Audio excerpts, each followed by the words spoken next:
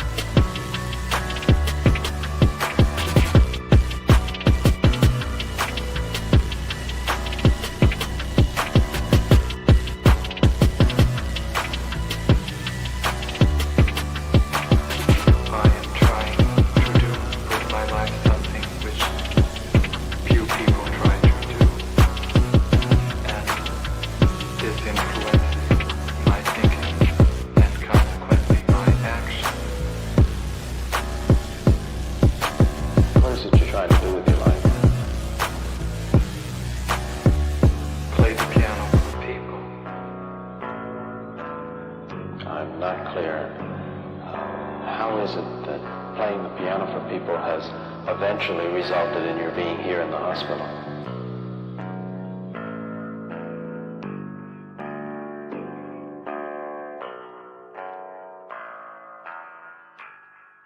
That's difficult to answer.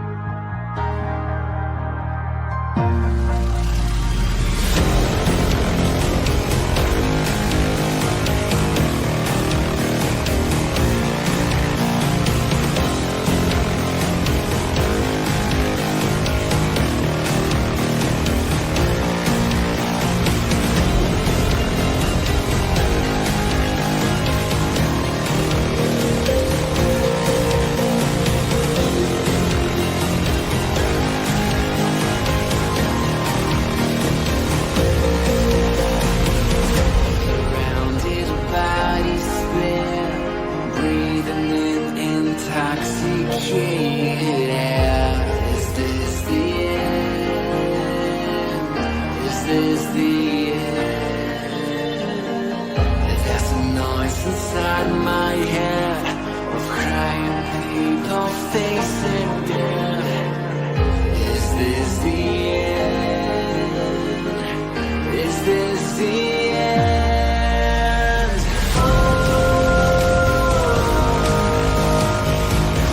I'm burning in the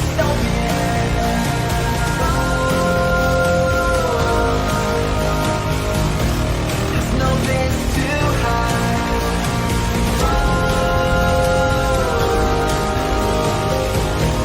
I'm burning in the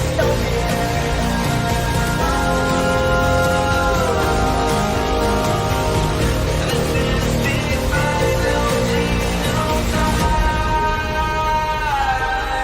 What have we done to the world?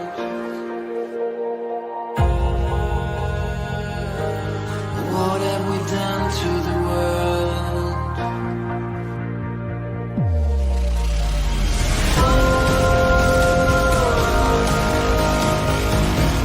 I'm burning in a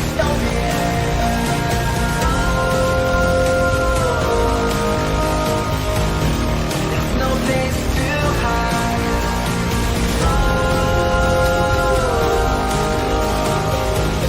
I'm burning in a this is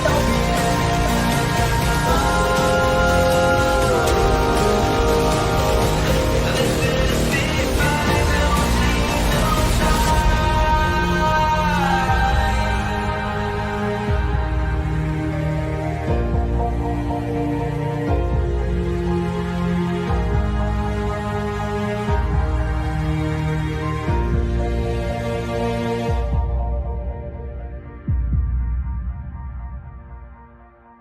final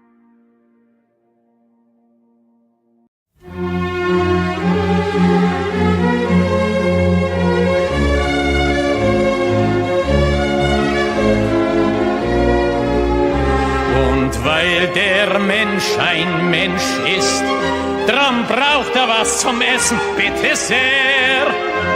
Es macht ihn ein Geschwätz nicht satt, das schafft kein Essen her.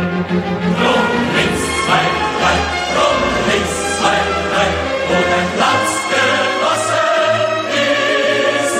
Weil ich ein Genialwalter einweist und weil du auch ein Arbeiter bist.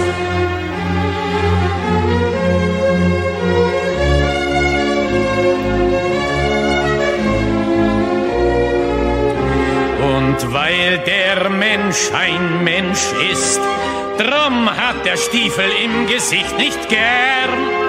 Er will unter sich keinen Sklaven sehen und über sich keinen Herrn. Rum links, zwei, drei, rum links, zwei, drei, wo dein Platz genossen ist. Weil ich ein Genialwalter einweist und weil du auch ein Arbeiter bist.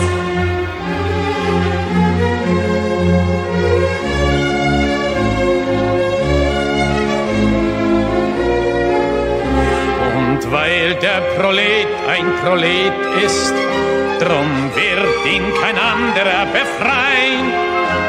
Es kann die Befreiung der Arbeiter nur das Werk der Arbeiter sein. Rum links, zwei, drei, rum links, zwei, drei, wo dein Platz genossen ist. Weil ich ein Genialwalter einweist und weil du auch ein Arbeiter bist.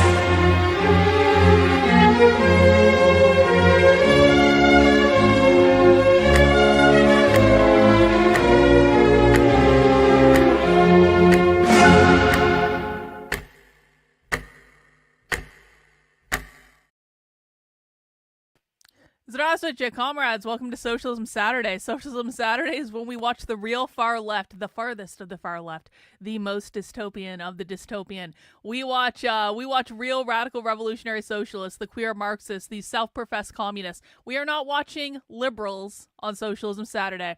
liberals are not socialist. We are not watching progressives. We are not watching Democrats, because no matter how many times people on Twitter say it, Democrats, progressives, they are not actually socialists or communists. We rarely even watch the Democratic Socialists of America on Socialism Saturday, because the real radical revolutionary socialists consider the Democratic Socialists of America to be way too close to capitalism. They do not believe they are real socialists. On Socialism Saturday, we only watch the most far left dystopian people to bask in the glory of their insane ideas. And yes, perhaps someday we will rename Socialism Saturday to be Sophie Lewis Saturday, because of course Sophie is our favorite socialist, our favorite communist. Sophie is a non-binary queer Marxist who wants to abolish the family,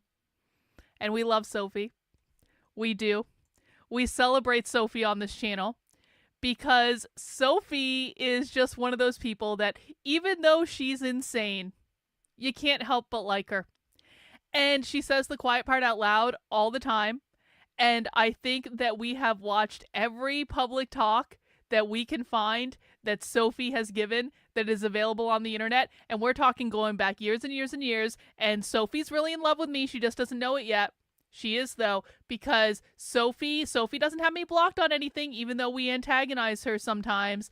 And Sophie is an Aries, and I'm an Aries, and Aries women understand each other. And I promise you that if Sophie ever talked to me, she would really like me, and we would get along, and it would be fun. So you should really talk to me, Sophie. Sophie's like, this is the thing about James Lindsay and his bullshit, right? James Lindsay is running all around the internet telling everyone, Carlin is stalking me, Carlin is stalking me. Do you know who really should have more of an issue with this than James Lindsay? Sophie Lewis. I have actually been stalking Sophie Lewis on the internet for years. I have declared my love for Sophie on more than one occasion.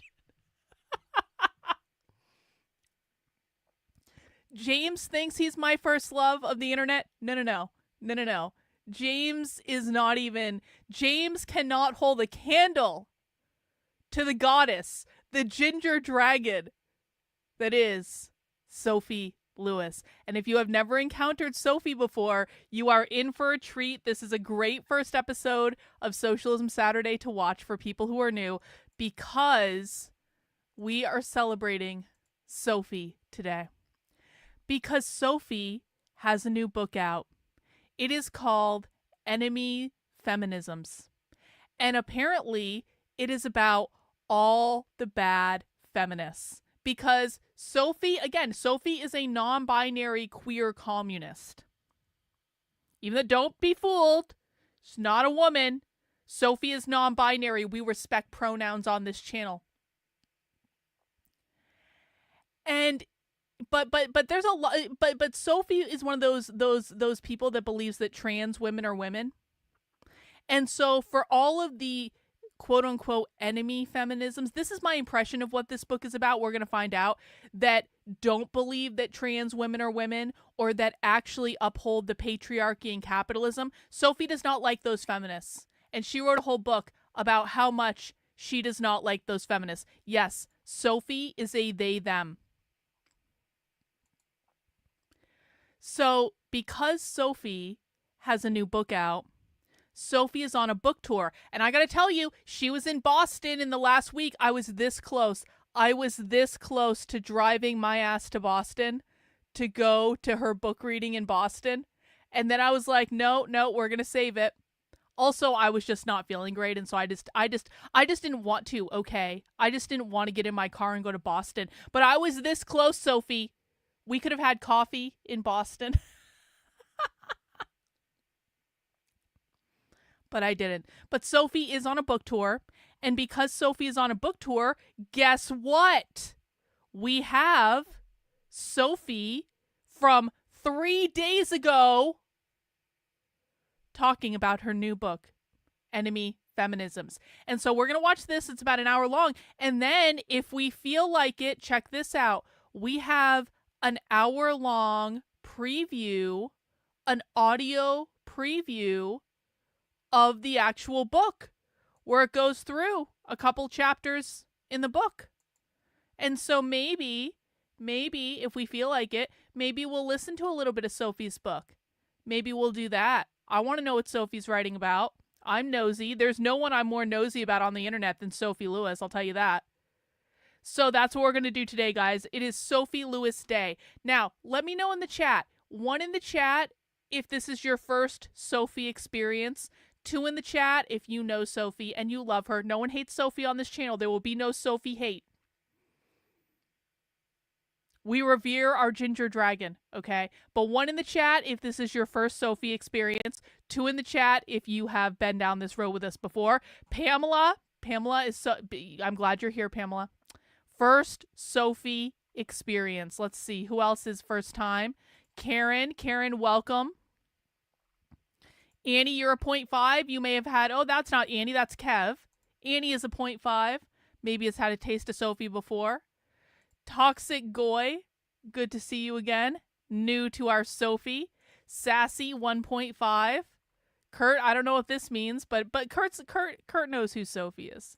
I know Kurt. You know what? Wouldn't that be funny as hell? What if Sophie and I went on a cross-country road trip and we live streamed the whole thing and it was just us arguing the entire time?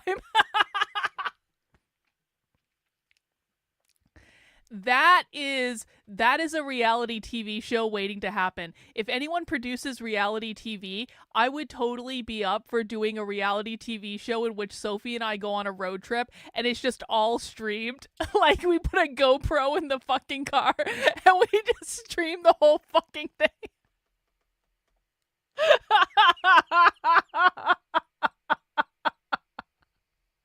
That would be a really bad idea.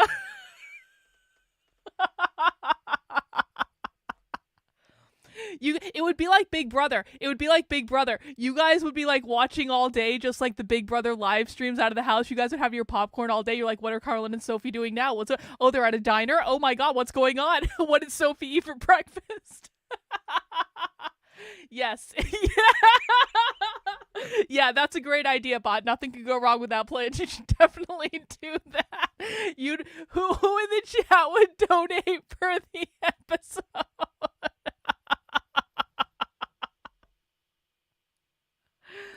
We should think about this.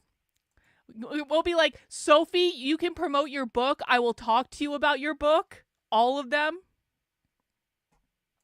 Anyway, we're going to put that dream aside for right now. That is a dream that will probably never come to fruition. But, you know, it's okay to fantasize sometimes. It's okay to ask the what if. What if Sophie were brave enough to get in a car to drive cross country with me, to do road trip things, and to argue over whether or not we should abolish the nuclear family? There's got to be a niche market for this. 2 Aries women. Well, no, I'm sorry. I misgendered. 1 Aries woman and 1 Aries non-binary in a car together. Okay, I need to stop thinking about this. All right, so we're listening to this Sophie stream tonight. We're going to be doing that. Now, Sophie is not the only one with a new book out on exactly the same day. Sophie and I released our books on exactly the same day. I released my book, A Brief History of Racism. It's a little book. That's why it's called A Brief History of Racism. And if you want to pick it up, you can do so on Amazon. It's in paperback and Kindle. I'm working, I think, on getting it in like Barnes & Noble and stuff too. There's another website that's responsible for that. But most people buy their books on Amazon, so you can get it on Amazon right now. And what I did in this book is I basically went back to the invention of the term racism, which was in 1902 by a guy named Richard Henry Pratt. By the way, it was not Trotsky. People think it was Trotsky because Trotsky popularized it. And then Hirschfeld wrote a whole book called Racism, but it was not. It was a guy named Richard Henry Pratt who actually invented the term racism in 1902 when he was talking about Native Americans assimilating into their new colonized culture. And you can read all about the history in the book. And basically what I did is I tracked the definition of the word racism up through the Civil Rights Movement, through the Cold War, through, I mean, the end of World War II actually had profound implications on the definition of the term racism. Tracked it up through the start of DEI, which, by the way, was in the 70s.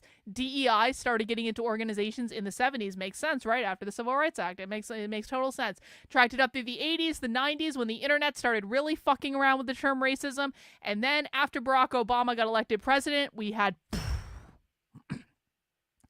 the explosion of everyone being called racist for every single thing, the massive increase of mentions of the term racism in the New York Times, the Washington Post, all these things, and I tracked it right up to modern day. And in fact, there's even a section in this book at the very end talking about the executive orders that Donald Trump has issued in 2025, how they impact all of this stuff.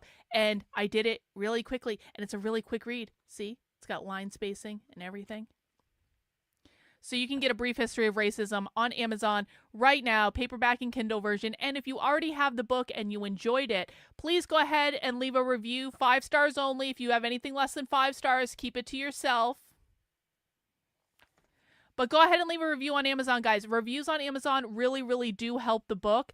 And listen, I didn't send out my book to a whole bunch of influencers to have them write a fake quote. By the way, you guys know this, right? Every time you see a new book out and it's got all these quotes from these influencers saying, this is an amazing book for reason X, Y, B, and Z. Do you guys know that's all fake? It's all fake.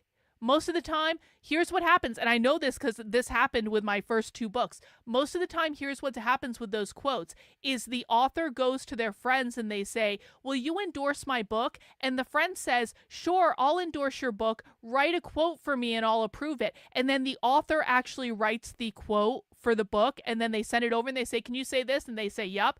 And the people endorsing the book have actually never read the book. So I decided not to do that shit this time. I'm relying on real reviews from real people. And to answer Rationalist's question, now that you've published your own book, do you wish you had done? Yes, 100%.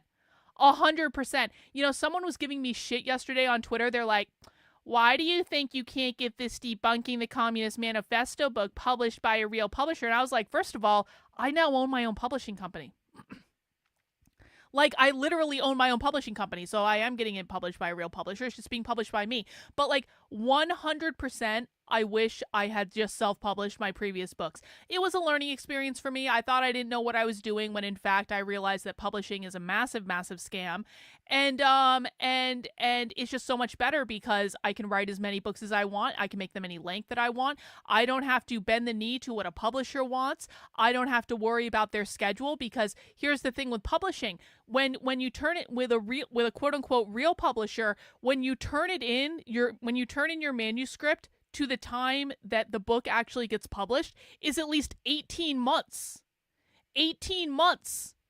And it's not like you're writing another book in the meantime. And so it really limits you in terms of how many books you can write. Also, like, honestly, I get to maintain my copyright now.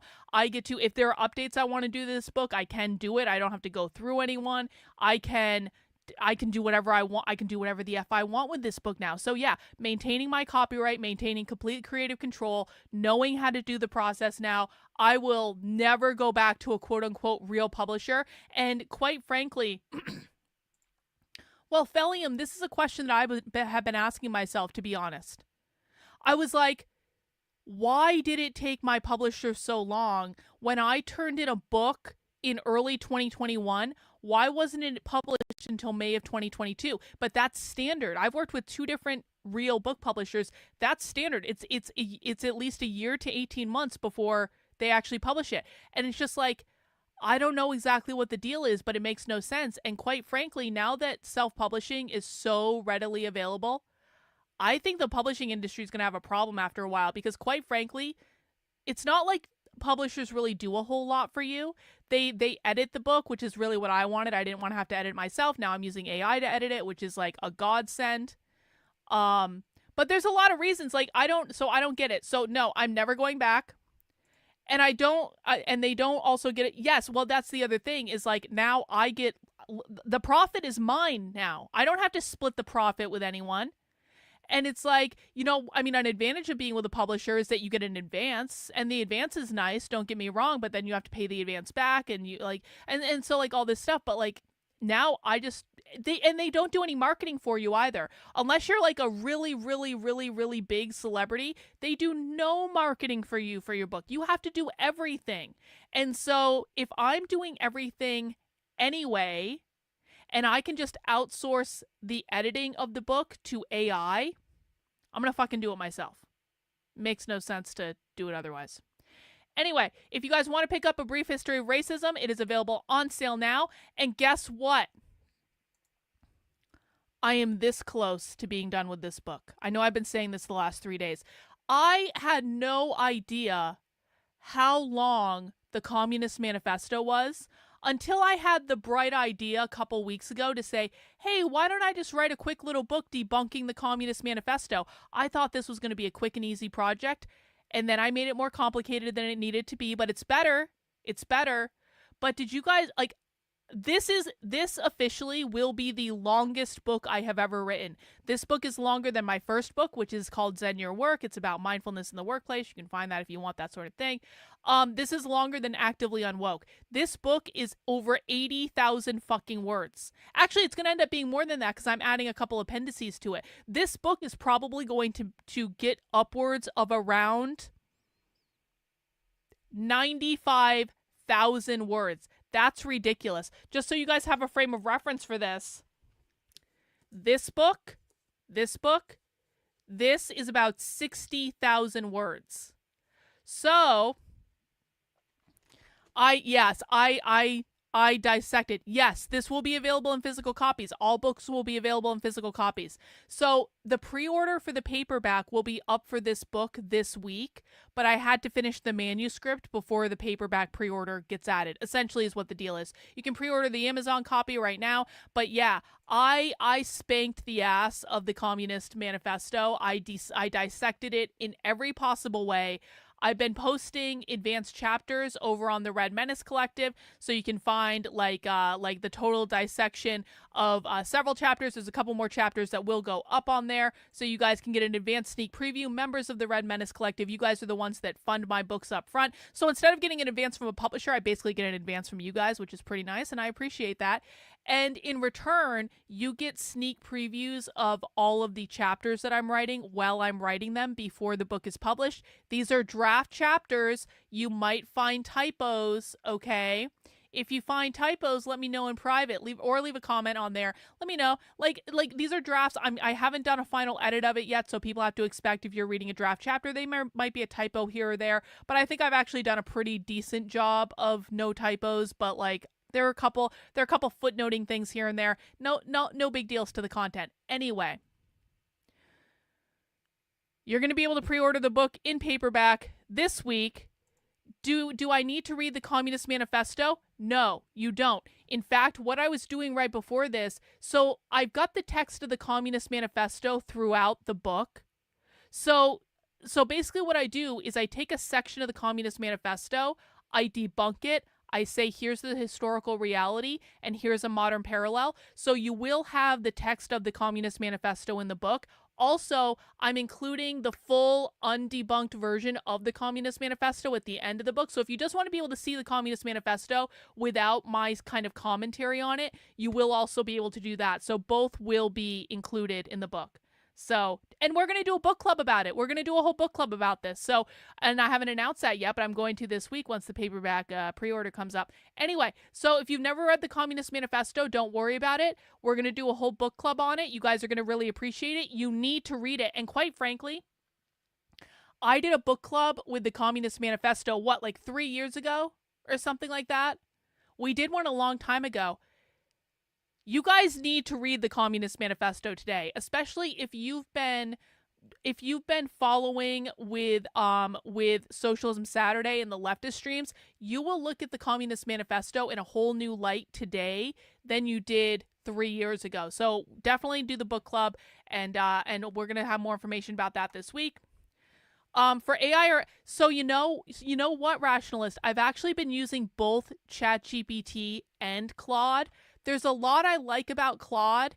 Claude, I think, is capable of handling more complex tasks than ChatGPT is. What I don't like about Claude is that it has a lot of usage limits on it. So basically, I don't get that many questions in Claude before it has to reset. So that's a little bit annoying to me, but I've been using both. I find that ChatGPT tends to be better at some things than Claude, and Claude tends to be better at some things than ChatGPT. But what I will say this is AI is a godsend for research. Now, I want to be very clear. I'm writing the book. The book is coming from me, okay? AI is not good at writing books. You cannot just go to AI and say, and I wouldn't do this anyway. You can't go to AI and say, I want to write me a book about X, Y, B, and Z. AI is not going to do it, okay? It sucks for that task.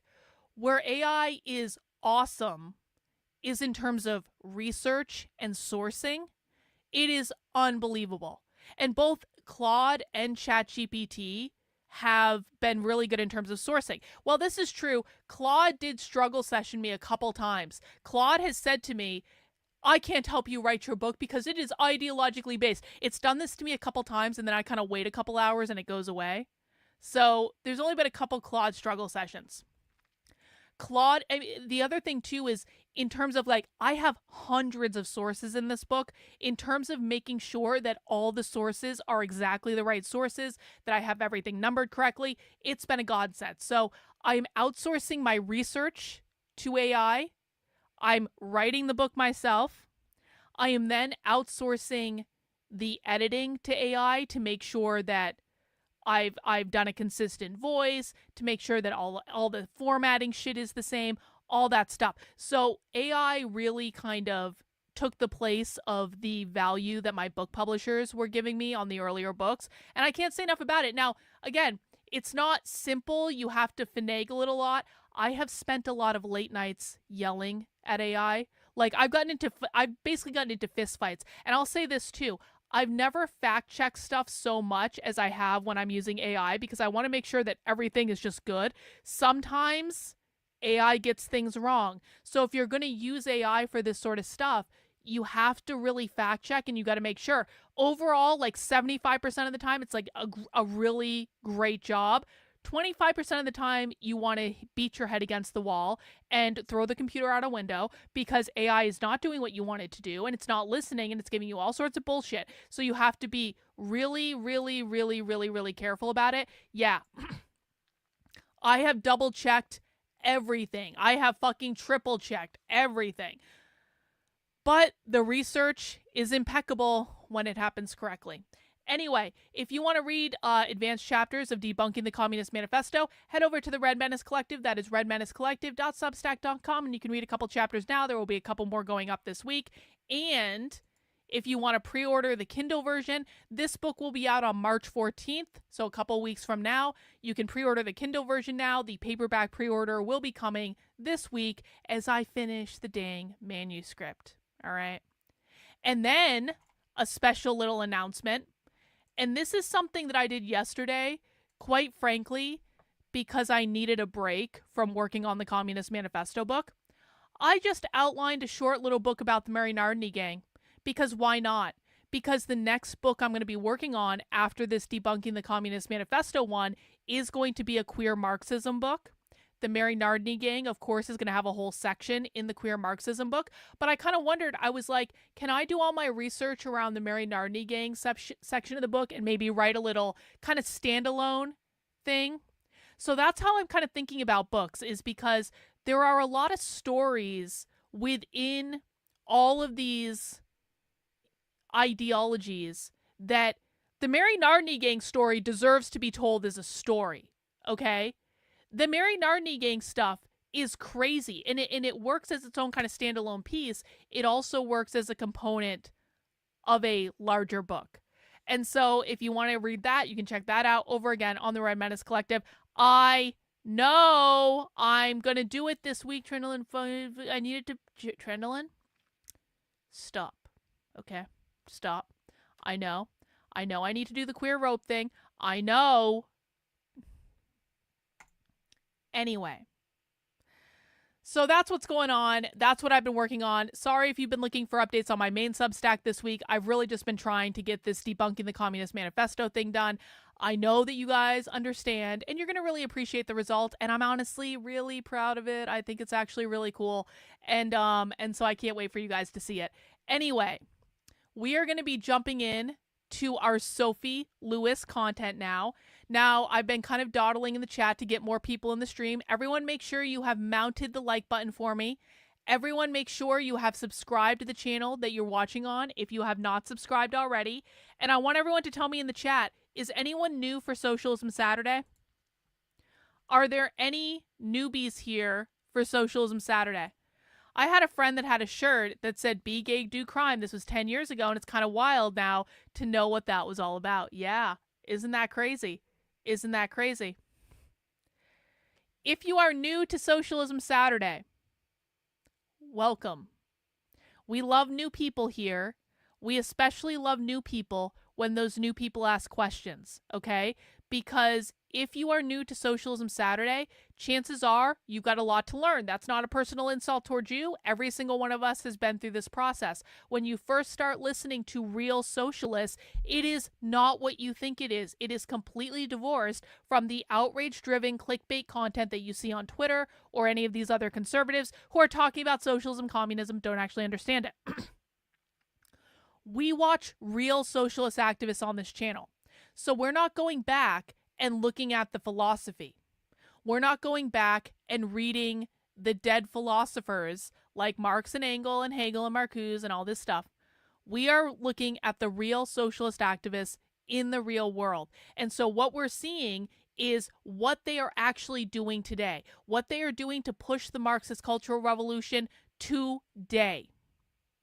And so it's a little bit different from people who go back and they specialize in reading the philosophy because it has more application in the real world. Socialists speak a different language than us, and we are immersing ourselves into their community for the purpose of understanding them. Now, I don't see anyone identifying as being new in the chat, so I will assume that you are all Socialism Saturday veterans. I do just want to remind people, we do have rules for Socialism Saturday. This is not like a normal stream on the internet, and I want to thank Reagan for putting together a helpful video explaining the rules of Socialism Saturday. And this is going to help us get all on the same page so we can have a productive couple of hours together, all right? So let me play the video with the rules of Socialism Saturday. All right, for anyone that's new, we have some rules for Socialism Saturday. Let me go over them real quick.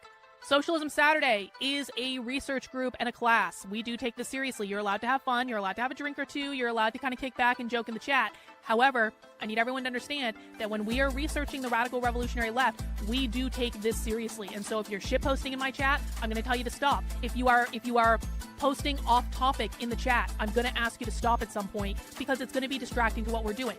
I need you to think of yourself as in a classroom. And I'm not talking about an online classroom. I'm talking about a real life classroom, okay?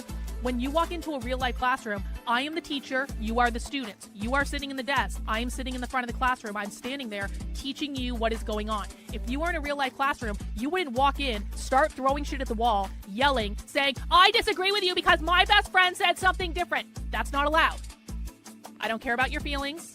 I'm not going to coddle your opinion. And that's going to be the way it is. And if you don't like it, you don't have to be here. But if you are in my classroom, you will respect my rules and you will listen to me. And if you do not do that, then you will be removed. And how you feel about being removed makes no difference to me at all. The expectation is if you're going to be here and you're going to be watching socialism with us and you're going to be participating in the chat, you are doing it because you are serious about learning this topic and understanding this topic. The minute that I think that you're just fucking around or you're trolling or something like that, you're going to get put in a timeout or permanently banned, and that's just going to be the way it is. Rule number 2, don't be a dick. Do not insult me. Do not insult other people in the chat. I can do whatever I want because I am the queen fascist bitch of my YouTube channel. So I can say and do whatever I want. But if you don't insult me and you don't insult other people in the chat, we're not going to have a problem. So be an adult, rein that shit in. Number 3, no whining. I don't care about your feelings. I don't care if you feel personally attacked. It makes no difference to me at all. And I promise you, I care about your feelings a little bit more than the left does. So if you can't handle me, you can't handle the left. If you start whining and complaining because you don't like the rules or you think you're being treated unfairly, you can just leave, bro. There's the door. You don't have to be here. Number 4, listen. Our job here and why we do Socialism Saturday is to listen to what the left is saying, to listen to what real leftists are doing in the real world. This is not to support your confirmation bias. This is not to support any conservative bullshit narrative that you may have heard on Glenn Beck that one time. This is not to be what you want it to be. This is to engage with reality. We need to listen, we need to actively listen, and we need to understand the left better than they understand themselves. That is the purpose of this exercise, okay? As part of that, I do ask that people refrain from debunking. You do not have a single debunk in your arsenal about the left is stupid because of reasons X, Y, B, and Z, or the left is her hypocrites for reasons X, Y, B, and Z. You don't have a single debunk that we haven't heard before, okay? And every time you put energy into debunking, that is energy that you're not putting into listening. So if I see you debunking, I'm going to tell you to stop, because you need to put that energy into listening instead. Lastly, break the rules of my chat or disrespect me in any way, and I'll just kick you out, and that's the way it is.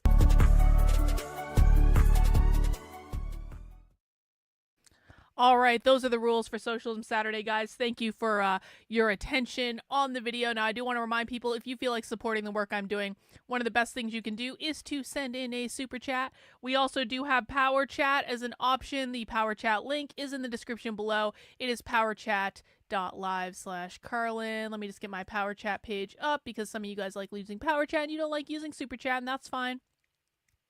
That's fine. So if you send in a super chat via Power Chat, it will not display on the screen because I don't have it set up that way, but I will read it and I will see it. And of course, you can send them in on Rumble too. We do have a $100 goal for super chats, and that funds my ability to spend this time with you guys, explaining things, breaking things down, and so I like to meet the goal early. The earlier we can meet the goal, the happier I'm gonna be for the entire stream. Let's just put it that way. You know what? I'm not drinking tonight. I just don't feel like drinking. I'm not saying I won't vape, but I'm not feeling like drinking tonight. So no beer tonight. Sometimes we take a little break, and that's fine. Guys, we are watching Sophie Lewis, our ginger dragon goddess, talk about her new book, Enemy Feminisms. If you guys have questions as we make our way through the stream, please feel free to put them in the chat, and we will answer them. Either I will answer them or someone in the chat will answer them. And let's get this party started. Renan! See, this is how I like to start things off. I love it. I love it. Thank you, Renan, for the $20 super chat right off the bat. Let's keep that party going, guys. Let's dig in and get started with Sophie, and let's see what she had to say. Your questions, we'll type, we'll get them answered. Afterwards, Sophie will be signing near where you checked in. Oh, come on. Don't do this to me, YouTube. Don't do this. Don't do this. Why is she wearing... What is this woman wearing? What is this woman wearing? Come on, YouTube. Just play. But to personalize, so we'll tell you what to do when it's time for that. If you're joining us in the live stream, we'd love to encourage you to buy a copy of Enemy Feminism. Yo! Two ladies! Thank you! The link in the live stream description. So you all read the Eventbrite, supposedly, and know what this book is about. So instead of reading from that, I'm going to read from my shelf talker, because I love this book a lot. And if you... Guys, as a reminder, the audio of this might not be great, but this is what we have. This is we have to work with what we have, so we have to just do the best we can. Yeah, this is a store called Books Are Magic, I think. Haven't already bought a book, you should get it, because we got them. And I love to reorder them. Mitchell, thank you. This is about enemy feminisms. Feminism, like any ideology, contains the same multitudes as the people who purport it, parentheses, derogatory. In this sharp and erudite history, Lewis moves a spotlight across a variance of feminism, from the temperance movement to girl bosses to TERFs to the KKK, in order to better understand how these are not aberrations of politics, but reckonings. Did you guys hear that? They said they talk about the KKK feminists. Yo, you're that is literally on your street corner. No kidding. You live next to a socialist bookstore. Congratulations. Once we get to the root of abolition, which is the root of feminism and anti-racism and anti-fascism, will we be able to recreate a world where the possibility of these dividing multitudes is instead the possibility of kaleidoscopes and fractals, a life not determined by harm, but by shining emergent light. Star of tonight's show, Sophie Lewis, as an ex-academic writer based in Philadelphia, whose writing has appeared everywhere from N+1 to Lenin Review of Books, She is the author of 2 works published by Verso, one of which, Abolish the Family, we also have here for you tonight to purchase. And you can support her on Patreon. Grace Byron, Conversation Extraordinary. Yeah, there's a socialist bookstore in Manchester. I know. Guys, almost every city in this, I promise you, there is at least one socialist bookstore in kind of like every city in the country. There are so many, like, and if you don't believe me, look up Radical Bookstore in like any city. Like, try to find a Radical bookstore near you, because these bookstores are all over the country. This is one of the things that's, the right always talks about, like, we have to create our own ecosystem. We have to create our own alternative ecosystem. Guess what? The socialists and the communists already did that. And they did it, one of the things they did, by setting up bookstores all over the country where they sell socialist and leftist books. They have socialist and leftist events. They have trainings. They have book clubs like they're doing here. And this is part of how they disseminate their ideas out into the world. This is part of how they create culture. They're hosting bookstores. They have coffee shops in the bookstores. They have gatherings. They have social things. There's something that you can go do. There are several socialist bookstores in Omaha, Nebraska. This is not just in blue cities. This is everywhere. Extraordinaire friend of the store is a writer from Midwest, based in Casmar! Queens, whose writing has appeared in The Cut, Vogue, Thank you. Ariadne, The Baffler, Bookform, and elsewhere. Appreciate Her debut you. novel, Herculean, very exciting. Learned of this while I was copying and pasting the bio. It's forthcoming from Saga Press in October. I also checked our system. You can totally pre-order it now. And you should. You should. Sophie's got a good mic. Okay. So without any further delay, I'm really happy Sophie has a good mic. Welcome to Sophie and Grace. Hi, Sophie. Thank you. Can I just go into it? Yeah, if I was a sadist or more of one, I would clearly have designed that title for people to say. That was good, though. That was 2 out of 3. Thanks so much for coming out. And thank you, Grace. I'm a huge fan. So this is it's really exciting. I think my previous 2 books, Full Surrogacy Now doesn't always you should pre-order it here. Full Surrogacy Now is the longer version of Abolish the Family, I would controversially say. Or Abolish the Family is the prequel.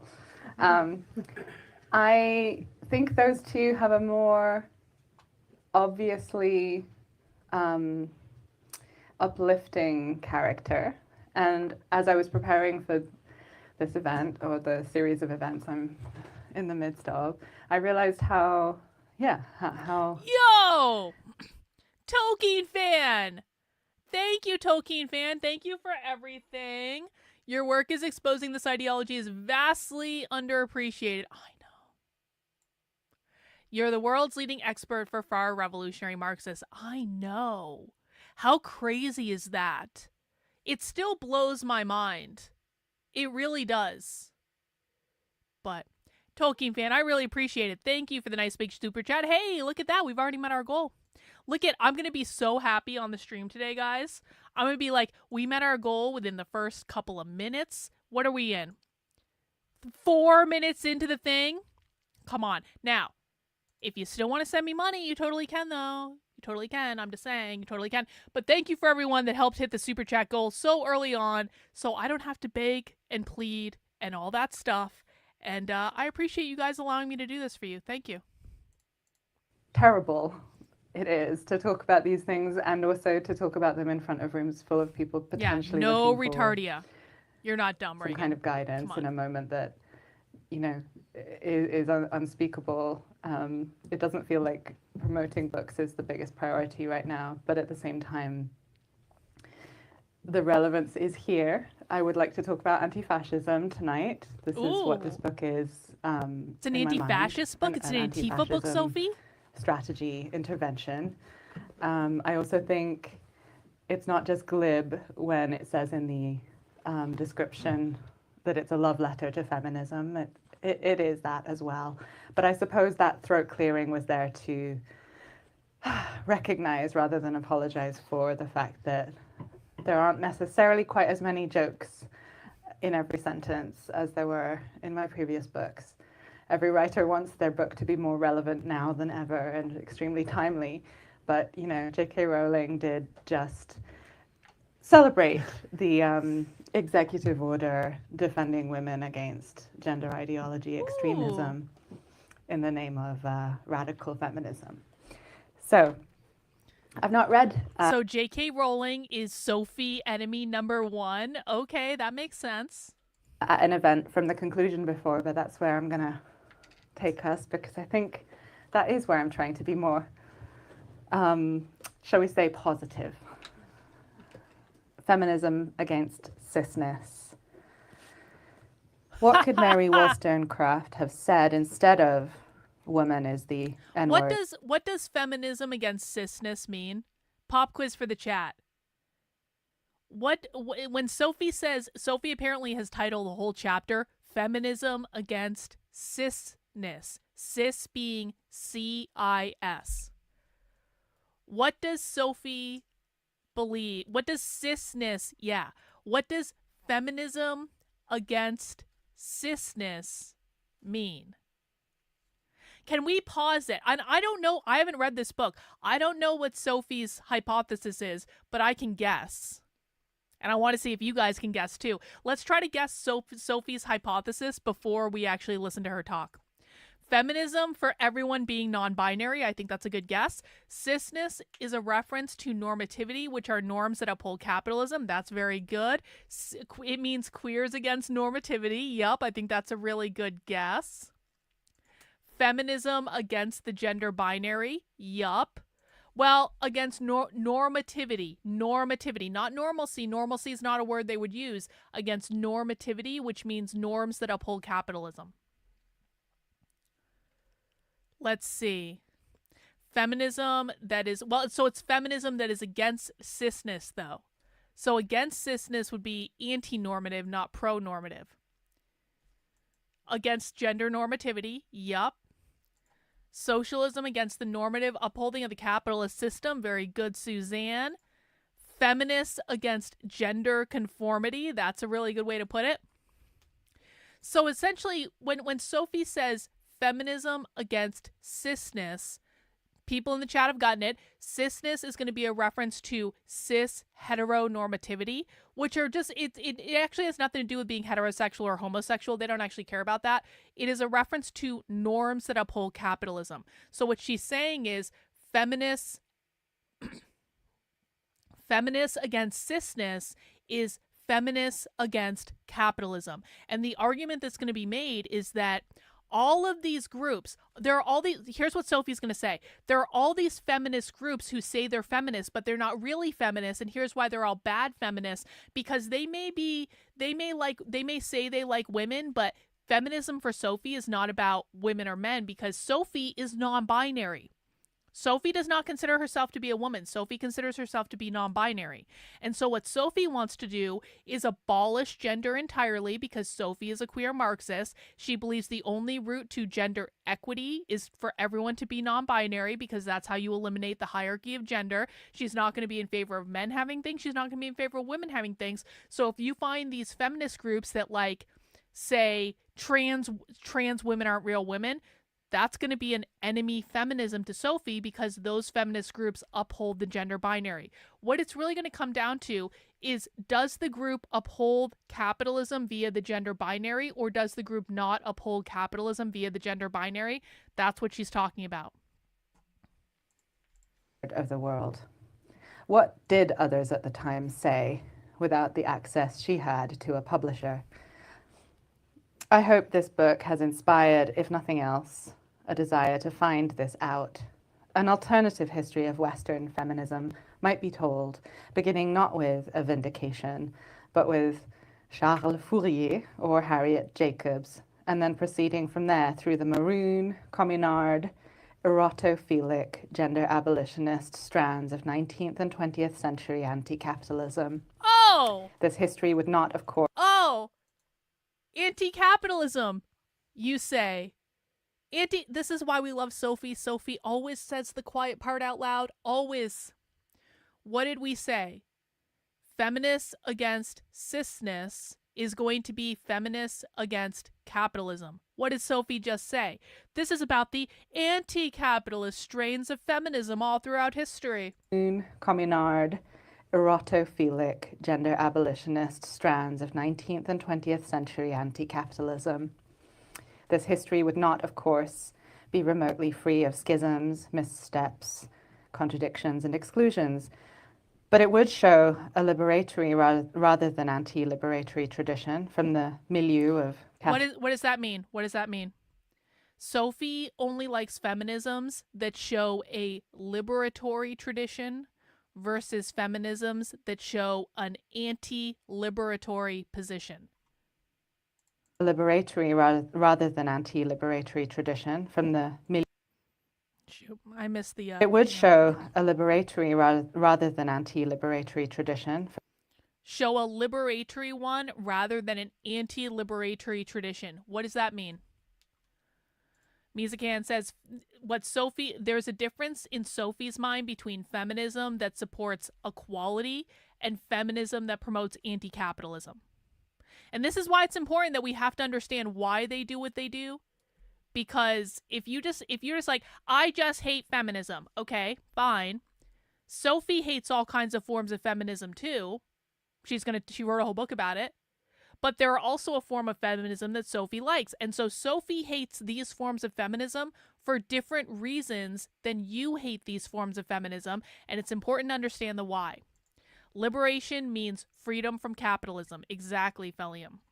So she wants feminisms that show a liberatory, anti-capitalist position versus an anti-liberatory, which would be pro-capitalist tradition. From the milieu of Catherine Impey's anti-caste journal of the 1880s and 90s to the struggles of decolonial groups like STAR in the 1970s and the internationalist feminism of the 19th century French Peruvian socialist Flora Tristan to the Boston-based Bread and Roses collective in the 20th century, and from the red love of Bolshevik visionary Alexander Kollontai to that of third worldist family abolitionists like Pat Parker. I've taken certain forms of pleasure in writing this book, but let me tell you, I can't wait to go back to reading and disagreeing with my current and future comrades instead of my enemies. Spent too long in this book's archive, and you might start thinking that most feminism was for cisness, which is to say, for an understanding of sex as imposable upon people from the outside. So Sophie has Sophie has just defined cisness for us. So what did we say earlier? We said that when Sophie defines cisness, what she means is essentially the upholding of the gender binary. Because Sophie is a queer Marxist and they believe that capitalism created the gender binary, which means men and women. Men went into the workplace where they had all the money and all the power. Women went into the home where they had no money and no power and did the unpaid labor, raising the next generation of proletarian workers in the nuclear family. That is the gender hierarchy that is also called the patriarchy, in which men are above women.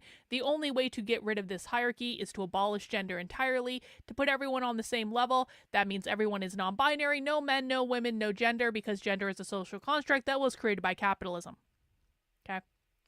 We said that the kinds of feminisms that Sophie was going to like were going to be anti-capitalist feminisms, which means essentially abolishing the gender binary, because that's what they're trying to do, because they believe it was a social construct of capitalism.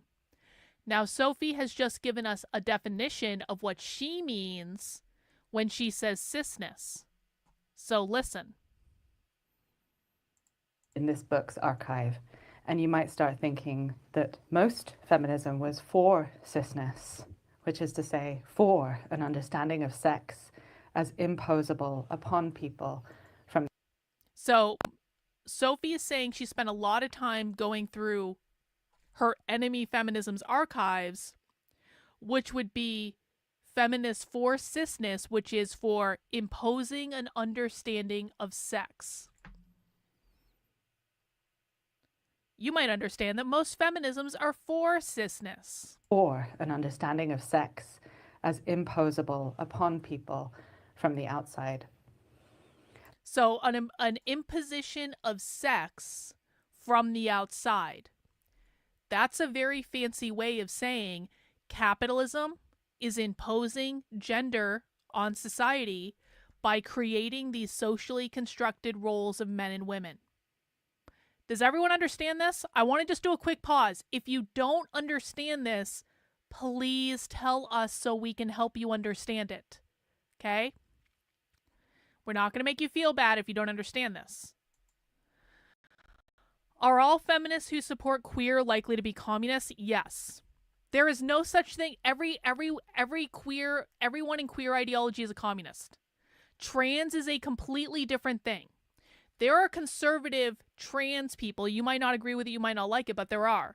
There are conservatives who are trans. There are conservatives who but there are no conservative queers. Queer is exclusively a far left ideology.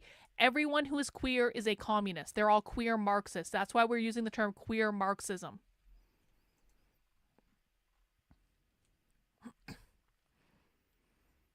Okay. Cool.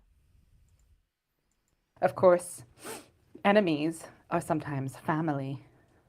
Carol Lee, the Scarlet Harlot, loved feminism, quote, like I love my mom, unquote, even as it mostly did not love her back. Anyone familiar with Lee's writing or with the work of the groups she belonged to or founded, Coyote, Bay Swan, SWAP, USA, ACT UP, knows that she was constantly insisting. We're going to be doing a deep dive into ACT UP this week. ACT UP was like an AIDS activism thing that started in like the 80s, I think, the late 80s, the 80s, and it was in the early 90s. I've been doing a lot of research into ACT UP. ACT UP was one of the first, like, really kind of what is the term? Like culturally accessible queer activism movement. It was like it was like they were doing activism around, like, you know, dedicating money to AIDS and awareness around AIDS and all that. But that was one of the first, like, really well-known queer quote unquote revolutionary moments. That, quote, poverty forces women into survival sex and sex for money, unquote. As such, whatever Catherine McKinnon may say, we know that Lee invented the terms sex work and pornophobia from within a movement for women's liberation.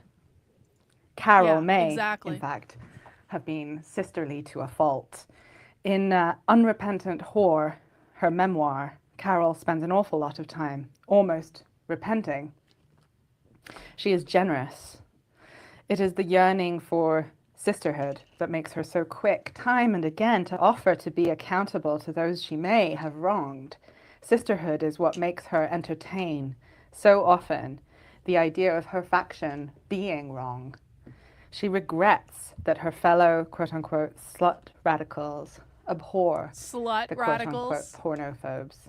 She's talking porn in the sense of porne as in whore, the depiction of the lives of whores.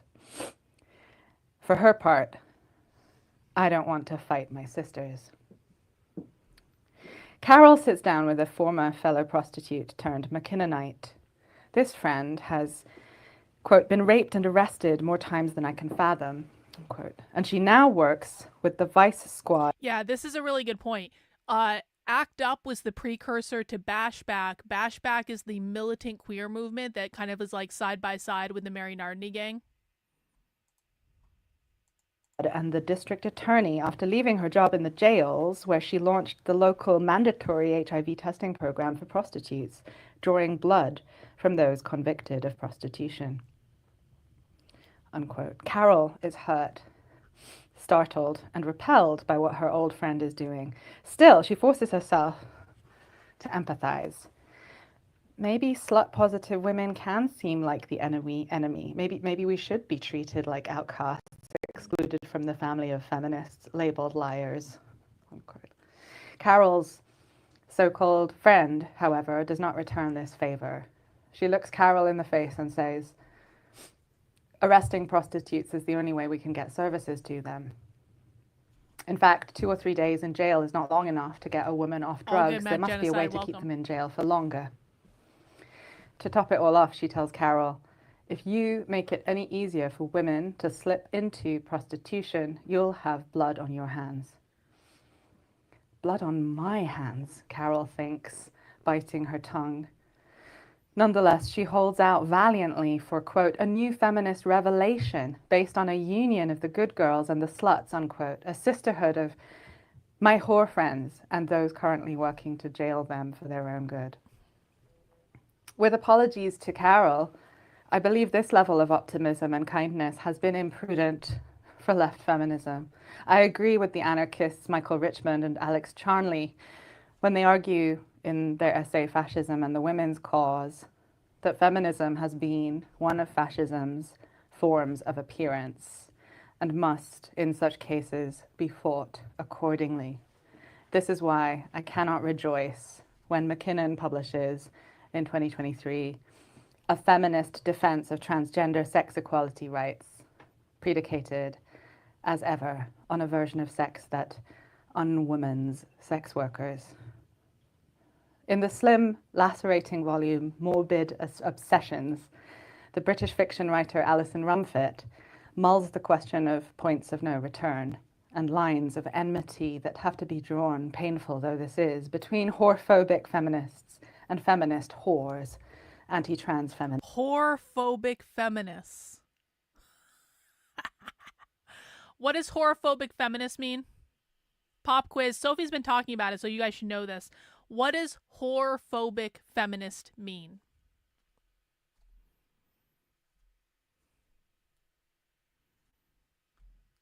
What do you guys think? What does whorephobic feminist mean when Sophie says it? Yup, John with the gold star. Feminists against sex work. Because queer Marxists, communists, they're in favor of sex work. Therefore, whorephobic feminists are going to be feminists who oppose sex work. Feminists and trans feminists. Without realizing it, she writes, gender-critical discourse shares much with trans arguments. Quote, a lot of TERFs talk at length about not feeling like women, not feeling any sort of association with it as a category or role beyond their biology. But we are past the point of ever fulfilling the dream of them realizing en masse that this is exactly what trans people often feel, unquote. In a similar vein, Rumfitt's interlocutor, the sex worker liberationist Frankie Mirren, muses that, quote, it's hard not to be morbidly obsessed with the people who hate you, especially when they're so visible and relentless. For example, how can one not fixate on the logic in play when, in 1983, the sex worker activist Margot St. James sought to debate Kathleen Barry, the author of Female Sexual Slavery? At one of the first ever anti-trafficking conferences, Barry refused, saying that it would be, quote, inappropriate to discuss sexual slavery with prostitute women, unquote. Presumably, the appropriate experts and, more important, victims are the good and normal, unused women who aren't enslaved by monetized sexuality. Barry went on to co-found the Coalition Against Trafficking in Women, which introduced the vague sense of sexual exploitation, quote unquote, into UN and US policy, such that trafficking is now widely taken to mean all monetized sex. Says Mirren of mega swerfs, sex worker exclusionary radical feminists, like Barry, quote, I've spent a lot of time wondering how you end up in that place, unquote. So have I. But as we both know, our empathy and curiosity must not stop us from mobilizing to protect ourselves and each other. I'll leave it there.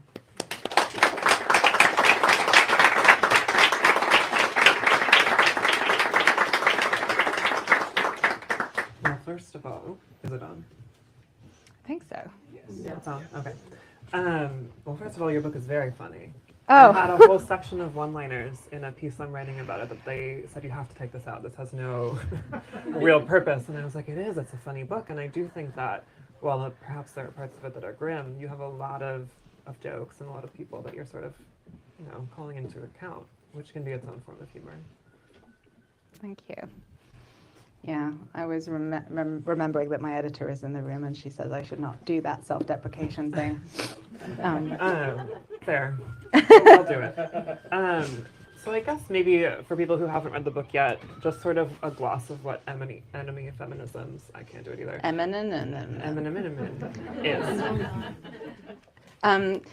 Right, enemy feminisms, or as I was originally going to call them, the feminisms of fools, by analogy to the socialism of fools, which is a truncated anti-materialism, truncated materialism, truncated anti-capitalism, excuse me. That was, a term that they came up with on the left in Germany in the late 19th century to distinguish common or garden anti-Semitism, Christian right-wing, from this new form that was purporting to be left-wing, a sort of producerism, a sort of like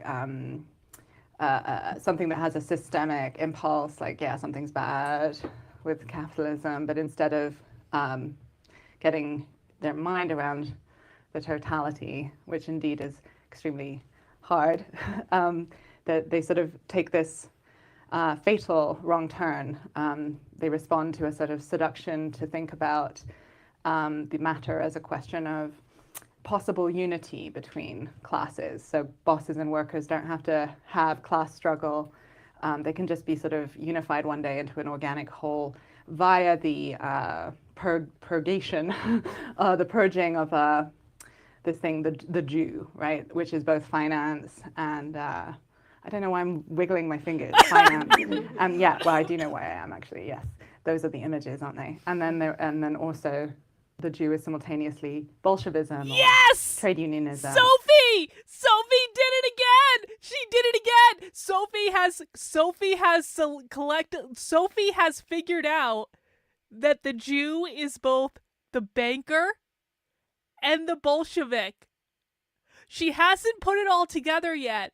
But Sophie, you're this. You know what? It's funny. I was just thinking about that last clip we found of Sophie earlier today. When the last time we saw her say this, where she was like, "How is it possible that the Jews are both the bankers and the Bolsheviks?" And I was like, Sophie, they play both sides, Sophie. If they play both sides, they always win. They're always on both sides, Sophie. So again, and obviously I disavow all of this, but we are like this close. Sophie is this close to red pilling on the JQ. This close.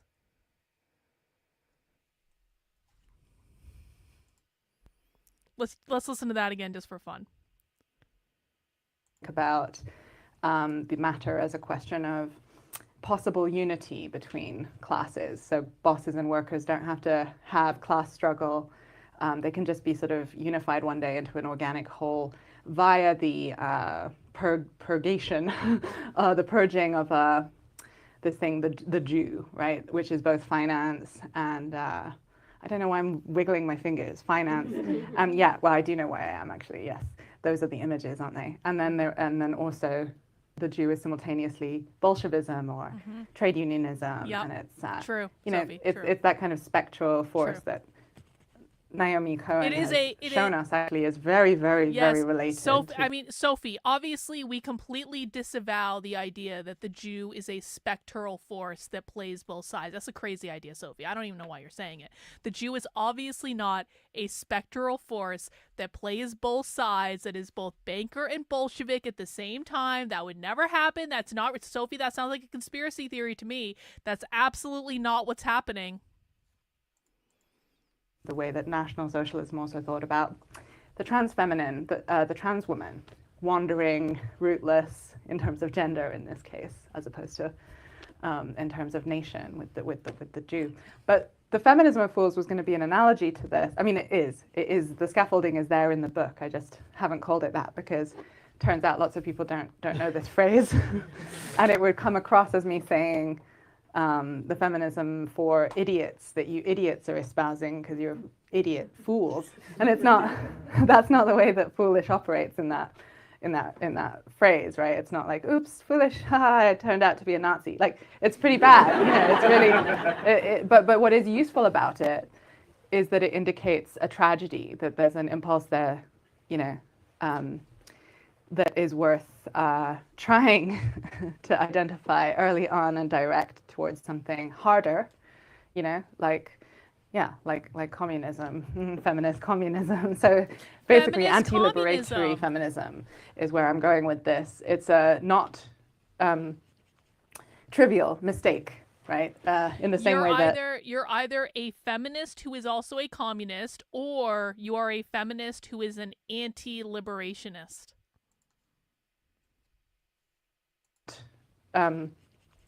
Trivial mistake, right? In the same way that truncated anti-capitalism can lead you in these brown shirt directions. I Really? think there are very serious locations that a truncated feminism can lead you to. And so I've created a sort of bestiary of 200 years worth of Western Bestiary. feminism that shows some of the ways that this has happened, in my opinion.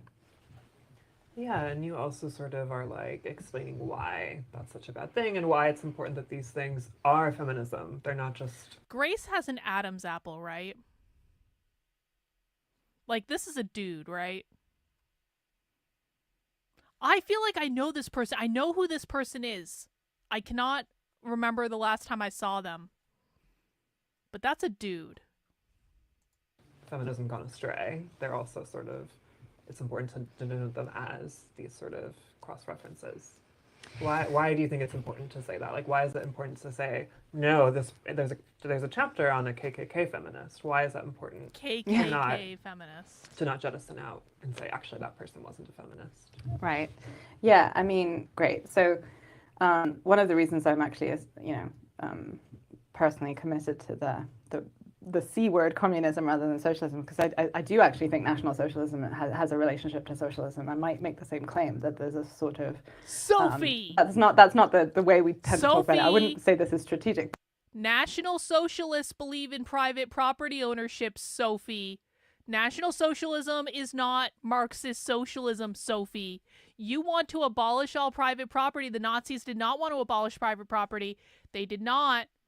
They just wanted to make sure the country was producing the things that needed to be produced. They didn't want to abolish private property. People still owned homes under National Socialism. You don't have to like Nazis, Sophie, but come on. Nazis, of course, are bad and the most evil people in the world. But we can, yeah, Sophie is unironically right now agreeing with James Lindsay. This is why Sophie and I need to go on a cross-country road trip to film a reality TV show together.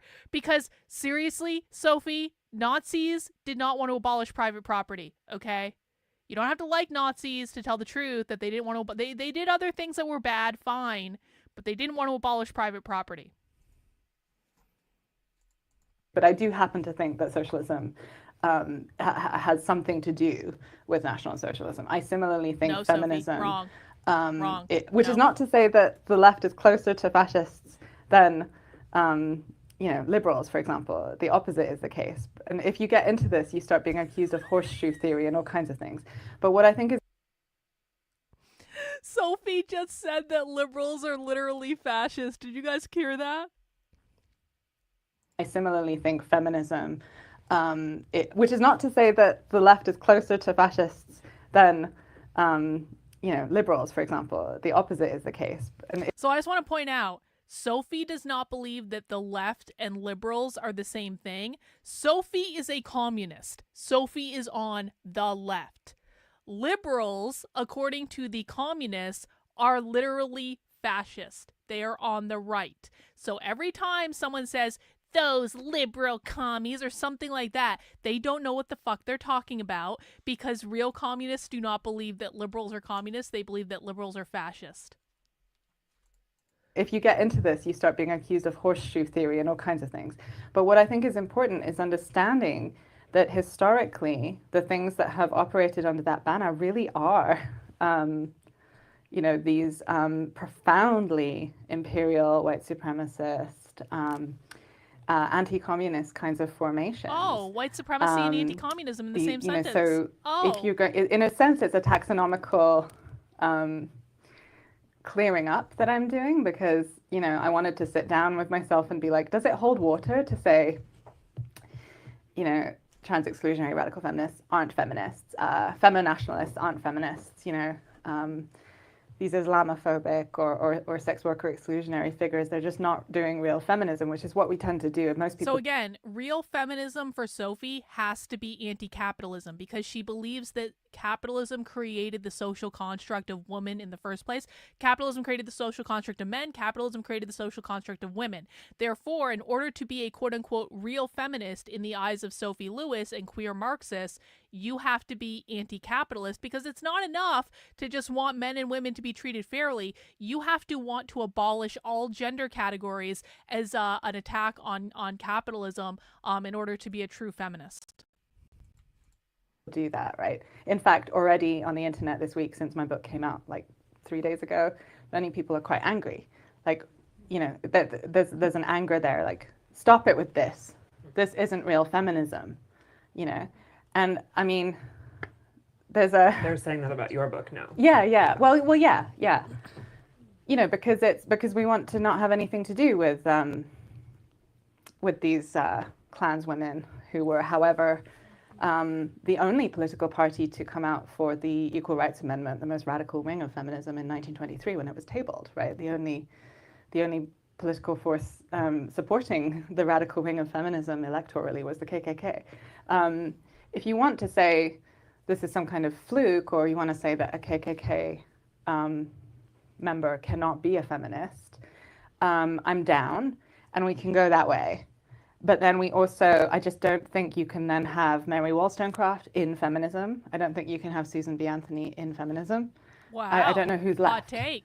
And why would feminism be something unlike every other historical project that has not got the fingerprints of imperialism, colonialism, and capital accumulation all over it? Oh! In a sense, this is a very Capitalism. modest intervention in the right. We shouldn't be a dish. So she's literally saying all these other feminisms, this is just a manifestation of capitalism. You got capitalism all over it. So we need to remove capitalism from feminism in order to find true feminism. And perhaps it is not surprising to many, In a certain way, it also feels like it's the most transgressive and taboo thing I could possibly say, right? That there's such a thing as a feminist who is really a feminist, who you have to deal with as a quote-unquote real feminist, and who you need to fight in the same ways that you would fight a fascist.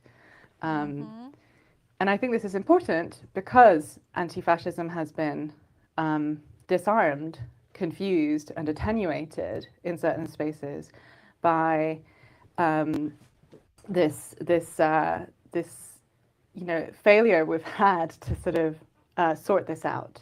If feminism means inherently good, inherently innocent, inherently not responsible for the real villainies of the past, and if feminism can only ever, at most, be the thing that is in bed with, seduced by, duped into, complicit with, in bed with the actual baddies, then I think I would also say we're making an epistemically quite anti-feminist move of not holding women responsible for history, which indeed, many do advance this as a way to go. Andrea Dworkin. What is the quote in the book? There's like bad women are not part of history or something. Oh yeah, that's true. Yes, when women aren't a part of that whole empire thing. The New York Times was asking me to explain in February 2019, WTF Turf Island, why? Like, why is it so feministly transphobic in the UK? And it was only just coming over. I mean, in a sense, it's just so, the Cassandra role is very unsatisfying. One doesn't want to just be like right too early, right? What's the point of that? But I was explaining throughout 2017 and 2018. I just want to say I completely understand that. One does not want to be the Cassandra. One does not want to be right too early. I am the fucking Cassandra. I'm right too early and no one listens. And then 2 years later, everyone figures out that I was right all along and they cancel me on the internet. They dox my fucking house and my college boyfriend and all this shit because they were pissed off at what I said 2 years ago. But I turned out to be fucking right, and no one ever comes back and apologizes after they try to tear you apart when you were right in the fucking first place, assholes. right over and over and over again. Almost every single thing that I say turns out to be right.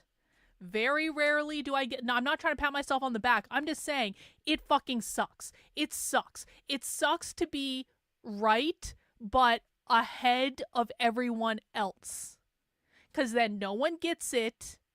And even when you're proven to be right 2 years later, you don't ever fucking get the glory of being right. You just have to deal with all the bullshit of people not getting it over and over and over and over and over again until you're beating your head against the wall in frustration with how stupid everyone is.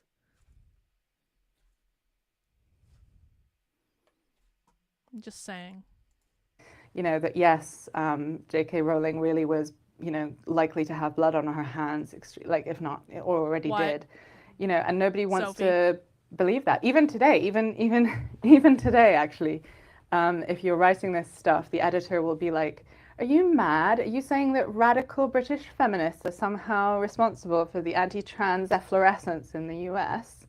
And I'm like, of course, the receipts are all there since 1980, at least, since Jan Raymond started consulting for the defunding of trans healthcare in the Reagan administration or whatever, and you can trace it all the way through. The language, the framing, the juice of the current anti-trans pogromistic structure in this country has entirely been enabled, like potentiated, by the influx of this brand of self-styled radical feminism. Why was it so important to you to talk about TERFs? Like, we also, maybe first, I mean, we kind of knew each other, but we first encountered each other because I took one of your classes on TERFs. Oh, yeah. And Julie Bindel was apparently in it. But why is it so important for you to sort of set the book up as there is feminism against cisness and there's like cis feminists? Because that does feel like it's one of the main overarching structures in the book. Yeah. Cisness, as the great theorist Emma Heaney explains and historicizes, is the parvenu category. Cisness is not something that feminism has somehow always had. In fact, it's a counter-revolution within feminism. And, you know, so cisness, I've already defined it in the part I read out, but it, you know, it's this material ideological arrangement that says that sex can be imposed from the outside and that bifurcates and hierarchizes us in relation to reproductive potential narrowly defined. Okay, so Sophie has now given us an expanded definition of what she means when she said cisness. Again, the mise-en-scène of what she's saying, and I'm repeating this again because she is, but I also just want to make sure people really understand this. What Sophie is saying is that capitalism imposed the social constructs of men and women upon us based on our perceived reproductive potential. That means our ability to have children. And that it is the external imposition of these social constructs and the acceptance of those that makes someone cis. Because the imposition of the social constructs creates a hierarchy between people who have all the power and all the money and people who are engaging in the reproductive work, who are on the bottom of the hierarchy, because the reproductive work in our society is the unpaid labor of having children, which perpetuates capitalism by raising them in a nuclear family with capitalist values. She didn't say all that, but that is essentially what she's saying. Now we're going to listen to Sophie again. And I really want people to tell me if you do not understand this, okay? Material ideological arrangement that says that sex can be imposed from the outside and that bifurcates and hierarchizes us in relation to reproductive potential narrowly. So sex, which Sophie means gender when she says sex. Sex or gender can be imposed from the outside. That is the creation of the social construct by capitalism. That it puts us in a hierarchy where the people who have all the power and all the money, men, are above the people with reproductive potential, women. Again, we're just going to listen one more time, and I want to, like, you need to tell me if you don't understand this. There's no shame in it. I want people to speak up if they don't understand, but you need to tell me if you don't understand. You know, so cisness, I've already defined it in the part I read out, but it, you know, it's this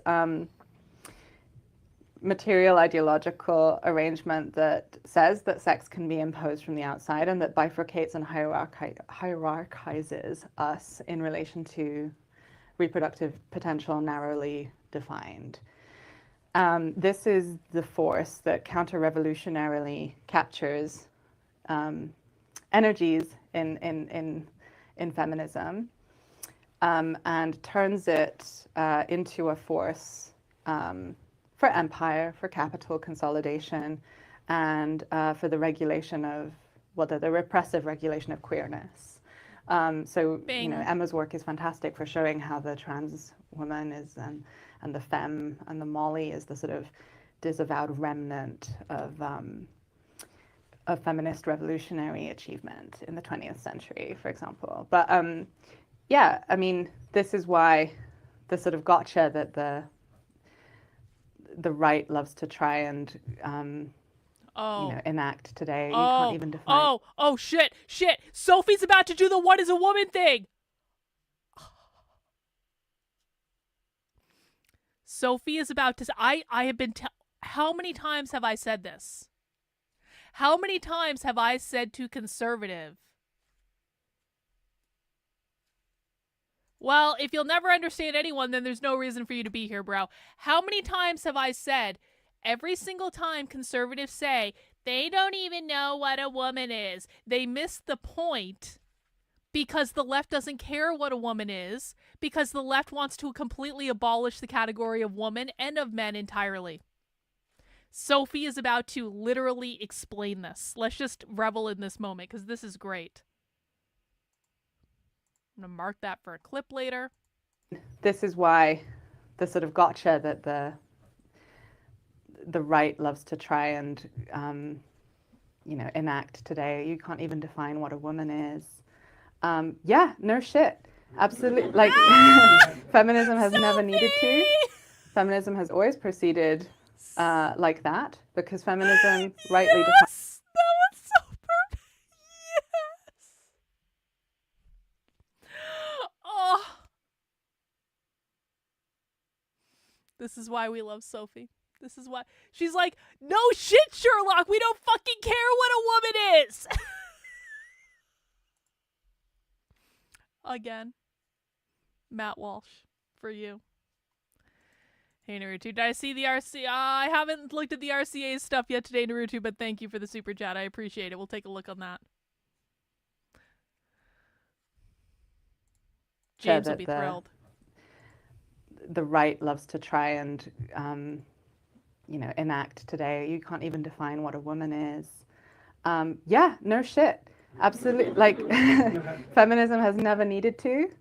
Feminism has always proceeded like that, because feminism, rightly defined, you know, I mean, you know, well, no, it's not rightly defined. This is an argument I had with Emma, actually. She wanted to say, you know, and it's the same conversation. Feminism is against cisness by definition. The phrase feminism against cisness should be a redundancy, an oxymoron. My whole book actually says the opposite. It says, no, we need to make it so, right? We need to make it so. We can't rely, neither can we rely on feminism being anti-fascism. We must make it so through struggle contingently. And I think strategically it really doesn't help us. It disarms and confuses us when we see people performing fascisms under the name of feminism. And, you know, this is, yeah, the op-ed I mentioned where I tried to explain why Turf Island, and my answer is largely to do with empire. The decorated, what is it, Kathleen Stock, Order of the British Empire, Julie Bindel, and so on, they tweeted, yeah, you just said it, but yeah, women, newsflash, women didn't have anything to do with that whole empire thing. And, you know, I suppose this also tells us something about the limits of, like, providing receipts, right? We know this from our conversations about conspirituality or conspiracism on the left. Information and reason is not the only thing. It's not going to do it, is it? I mean, how many books have we got? How many academic fields have we got now dedicated to proving? I mean, the evidence really is in women participated feministly in the imposition of sexual hygiene in the colonies, in the development of eugenics, in the dispossession of indigenous people, and on and on and on. So, the fact we need to do something else. There needs to be a sort of eros to the movement that wrests feminism back from this disavowed fascistic past. I think something that you do really well in the book too is you really are defining what is a Zionist feminism, what is a transphobe versus a TERF. Like, right, I think like all of these. What is a Zionist feminism? Things have to be sort of taxonomized so that you are clear when you talk. We were talking a while ago and you said the Red Scare girls are not, what was it? You were like, they're not in the same camp as what I'm talking about because they're not even claiming to be feminists, right? Yeah. But it's important to sort of talk about the different ways that fascism moves, which isn't to say that fascists can't be feminists, but that some fascists are feminists and some are not. And I guess I'm wondering why was it so important to you in this book also to draw out femphobia as a separate form of potentially oppression as opposed to these other ideas? Yeah, so the echoes across the different archetypes of enemy feminism include, different things. I've already sort of mentioned the cisness through line, which I think is the closest one to the like perfect through line, right? But the nationalism. Yeah. This is a really great way to put it. To queer Marxists, the ideas of what a man is and what a woman is are constructed capitalist labor categories, nothing more. The labor that the quote-unquote women do is about the actual literal labor of having children, which they don't get paid for, whereas the men go out and they do work for labor and they get paid for that, but they're also oppressed by the system and yada, yada, yada, yada, yada. But they're just categories. And the same with black and white. That's a really great way to put it. I'm going to steal that. These are constructed capitalist labor categories. I think of several of these enemy feminists as the sort of Brexiteers of feminism. Brexiteers of feminism. Female cultural nationalists. Ooh, they don't like that. But femphobia, Nathan, as Grace just mentioned, is a really important one as well. I'm trying to articulate a counter argument, or I feel like I have been doing so. I have an essay collection coming out, hopefully, called Femphilia, that tries to show what I mean. But the repudiation and disgust at the self-consciously artificial feminine is what we're talking about when we say femphobic. And this is a way of understanding something quite sort of brain explosion emoji the first time you hear about it, and then actually quite intuitive subsequently, I think, which is that... Hang on, we got a super chat from Janet. And Janet also left, I believe that was you, Janet, but it was either you or another Janet, a book review for A Brief History of Racism, so I really do appreciate that. Janet, thank you. Did you know if anti-trans effluence is a flowery way of saying the rapid growth of the anti-trans movement?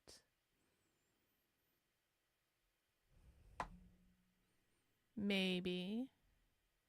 Hang on. Maybe. Hang on, I'm going to answer the question.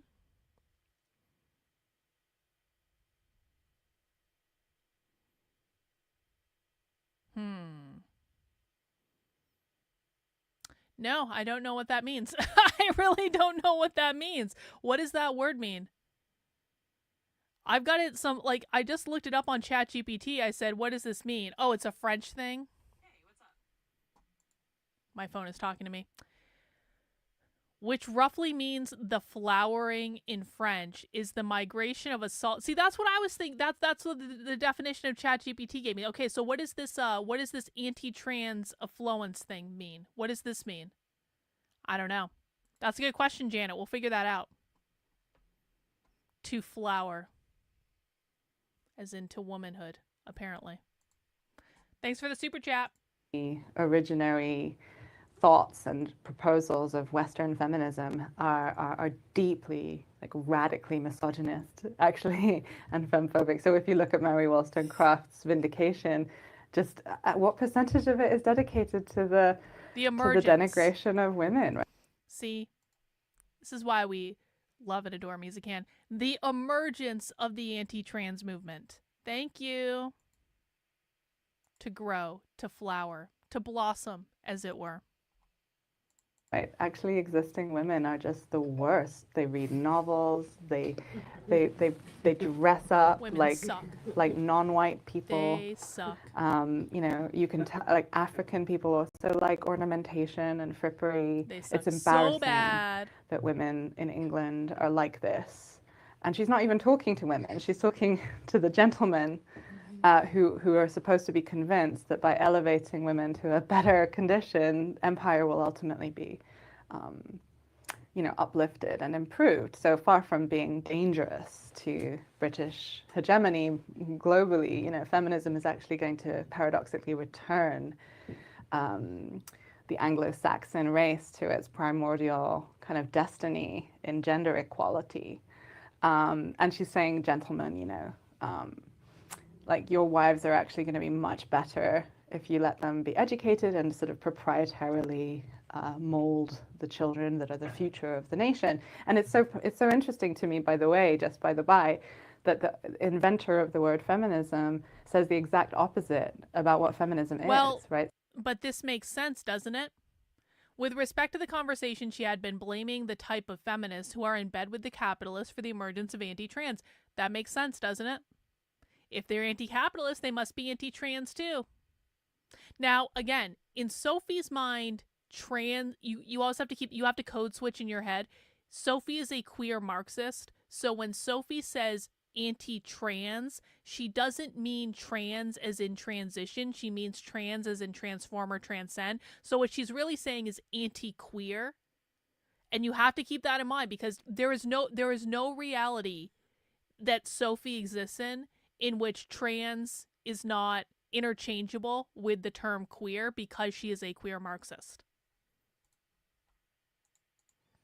So Charles Fourier, the utopian socialist who supposedly invented the word feminism, far from a perfect guy, you know, settler utopian in a sense, or like a certainly colonialist, but you know, he's also saying feminism is the struggle of women and children against the private nuclear household. I mean, you can tell from my previous work which side of this I fall down on, but I think feminism has a schismatic kind of, impossible duality internal to it, and I think that's because gender is inherently a clusterfuck of a concept. It's inherently contradictory, and the things that very sincerely get built on top of it historically to emancipate it are capable of being each other's direct antitheses and direct contradictions, right? Direct enemies. So we talk. Gender is a clusterfuck of a concept. I want to listen to that again. Which side of this I fall down on, but I think feminism has a schismatic kind of, impossible duality internal to it, and I think that's because gender is inherently a clusterfuck of a concept. It's inherently contradictory, and the things that very sincerely get built on top of it historically to emancipate it are capable of being each other's direct antitheses and direct contradictions, right? Direct enemies. So we talk about one of our shared contradictions, which is our feelings about Andrea Dworkin, who's a big part of this book, or at least there's a large chapter on it. I found it I was just saying this when we were talking earlier, I found it a slightly gentle chapter. Like I thought that the way that you were treating her work was fairly respectful. I don't think you really tore it apart in the way that maybe people might be expecting. And I feel the same about your essay in The Point. Which is that I thought it was a really interesting and thorough examination. But I have had people approach me when they're like, oh, are you going to write about Andrea Dworkin and reclaim her for trans people? And I always find that to be so fascinating. But in this book, you also reference Sarah Fonseca's essay, and I wonder if you could just talk a little bit about how do we take these feminists, or do we, and their contradictions, or do we need to jettison them? Because you also point out bell hooks was a landlord in that other essay, right? Girl, get your money straight. No, thank you. Yeah, well, I think it does make sense to talk about Dworkin because we are in the middle of a Dworkin revival, and there was an event in Brooklyn, 2 days ago, about the reissuing of 3 of her books. I agree that there was empathy and perhaps too much softness in the essay I published, a year ago at this point, to try and intervene in this revival, try and be like, no, let's not do this. There are so many other second wave greats that we could do a revival about. Hang on. We got a question from Breakthrough Mindset. So when genders are abolished, men and women will all be they and separate. No. Why would they be separate in sports? Okay, well, okay, I should have read the full thing. Hang on. So men and women will all be they, thems, and separation in sports won't matter because they will all be the same. Yes. But I promise you, if these people get their way and they abolish gender, and they're closer to this than you might think they are because they have already trained an entire generation to believe that gender is a social construct, that's what queer is. Anytime you're seeing people refer to themselves as queer, gender non-binary, all these things, they are referring to gender as a social construct. This is taught literally in schools. But I promise you, the sports thing, that's going to be the least of your fucking worries. This is not about sports. This is about the nuclear family. This is about the underpinnings that uphold our entire society. You are going to be begging to go back to the trivial sports bullshit when they get their way. I promise you. Yeah, I mean, and this is actually a really good point. They probably wouldn't even have sports in their world because sports are competitive. Competition creates hierarchy, creates people with more than others, right? And so these people literally recreate board games to make them less competitive. They have a socialist version of Monopoly. I've seen it. But in the socialist version of Monopoly, you're not playing against each other. You're working together to build a larger society or whatever the fuck. So they probably wouldn't have sports at all in their society because they don't like competition.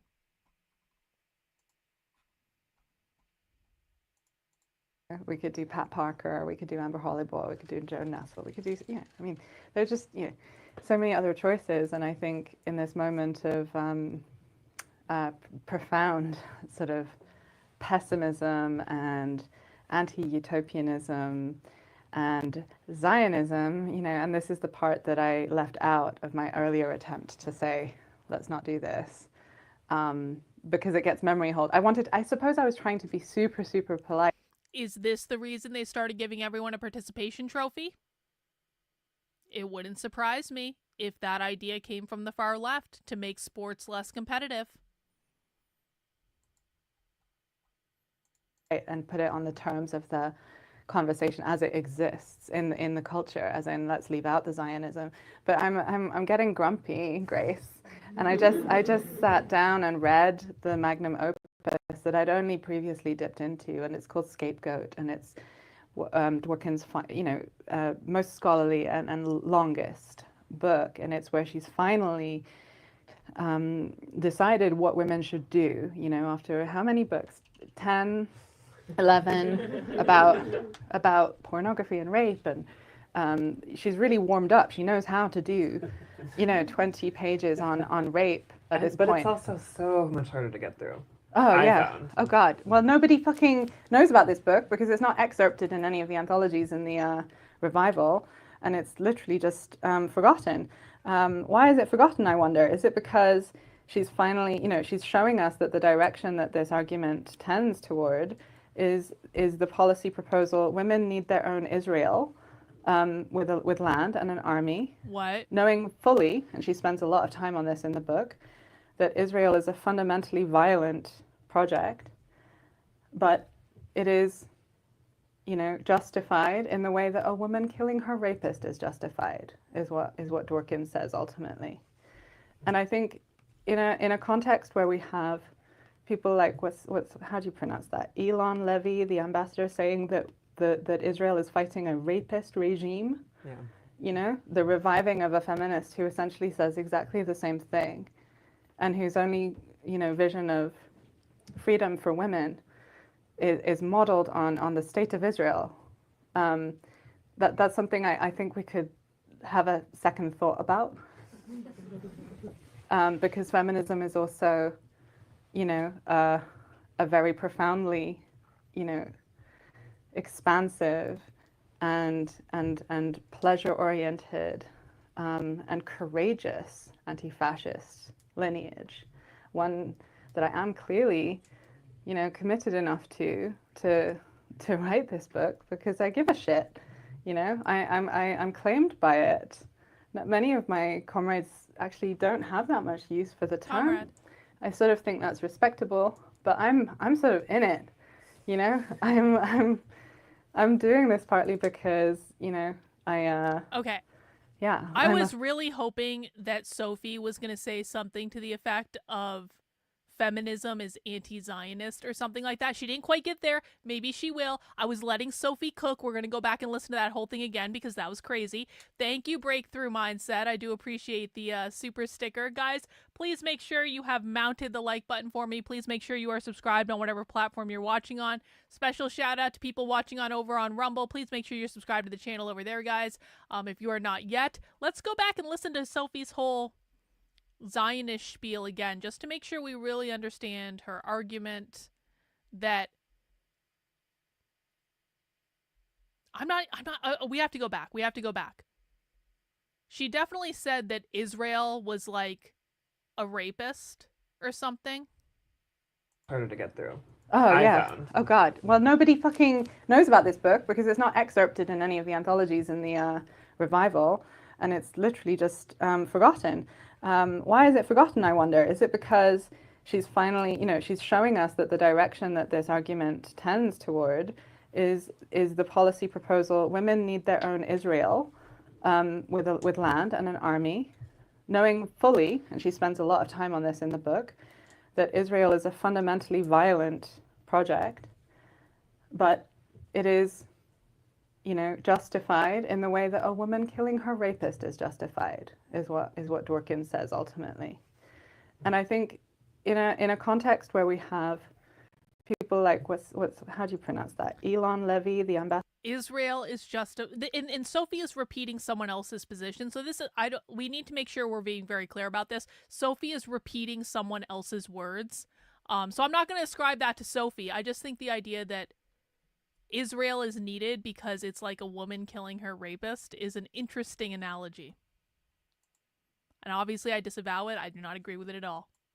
Saying that Israel is fighting a rapist regime. Yeah. You know, the reviving of a feminist who essentially says exactly the same thing, and whose only, you know, vision of freedom for women is modeled on the state of Israel. That's something I think we could have a second thought about, because feminism is also, you know, a very profoundly, you know, expansive and... So rationalist, thank you for this. Dworkin says that in the same way that Jews need their own land for protection, women also need their own land. So she's basing women's liberation on Israel as a model. Sophie obviously disagrees. She's articulating a position. That's a stupid idea, though, for women to have their own land. That's a dumb idea. Who's going to take out the trash? Who's going to dig the ditches? Who's going to wire all the electricity? Who's going to open the cans on the jars that don't want to open? Like, that's a stupid idea. Women need men and men need women, okay? That is just the way it goes. And pleasure-oriented and courageous anti-fascist. Yeah, who's going to move the furniture? One that I am clearly, you know, committed enough to write this book because I give a shit. You know, I'm claimed by it. many of my comrades actually don't have that much use for the term. I sort of think that's respectable, but I'm sort of in it, you know. I'm doing this partly because, you know, I'm a feminist, truly, you know, in my bones.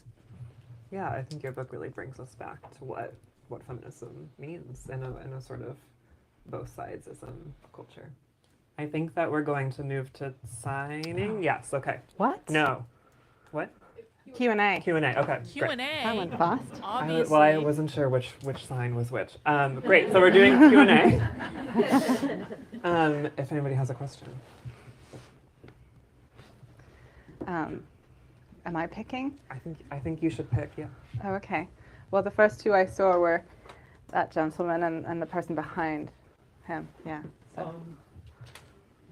I wanted to ask you to talk a little bit about differentiating, you know, as Grace mentioned and you mentioned, you know, you're empathetic but critical in dealing with this, and sort of walking the tightrope between being that and, say, like the anti-choice movement, for example, loves to rub Margaret Sanger in our faces. Mm-hmm. And how do you navigate that tightrope as a writer, I guess?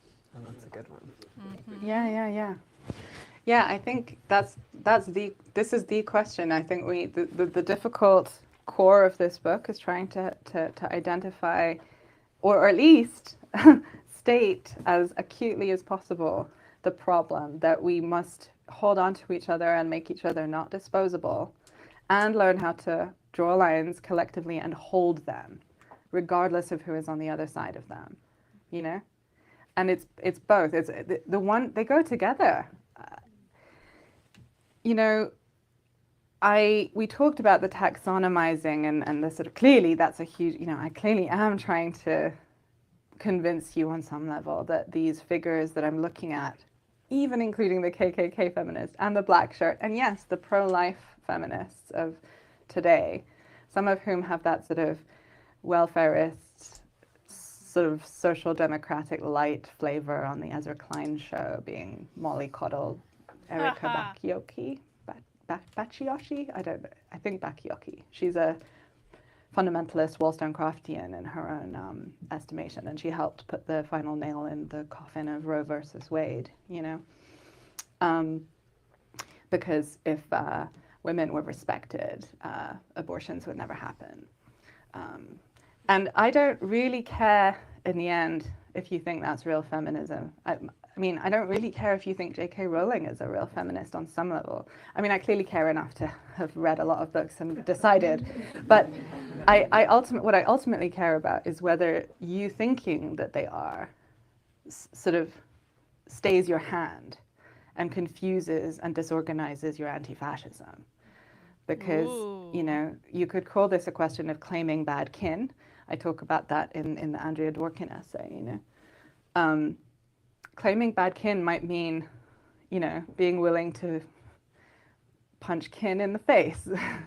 I mean, the thing about anti-fascism is you want to produce non-fascists, right? And that so means, what does it mean to produce a non-fascist? Pop quiz.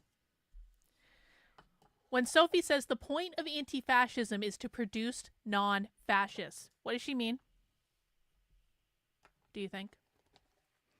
What does Sophie consider to be non-fascist?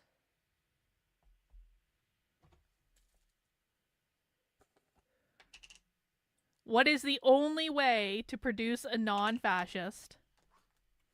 So every time we hear Antifa and see Antifa, we know exactly what they mean.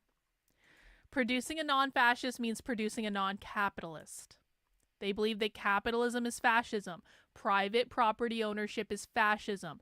Capitalism is defined as private property ownership. Produce a socialist. Produce a socialist. Thanks for stopping by, two ladies. Produce a non-capitalist, socialist.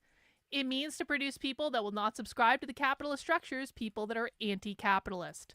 Not just socialist children, socialist.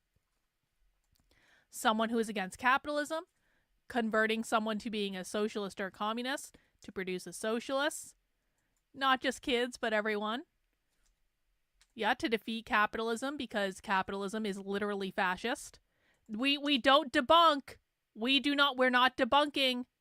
These people do believe that capitalism is fascism. What you believe about this is immaterial. We do not give a flying fuck what you believe. We only care about what they believe. They believe that the definition of fascism is capitalism. Capitalism is defined as private property ownership. That is all that matters here. Whether or not that's true or whether or not you agree with it does not matter. They believe it.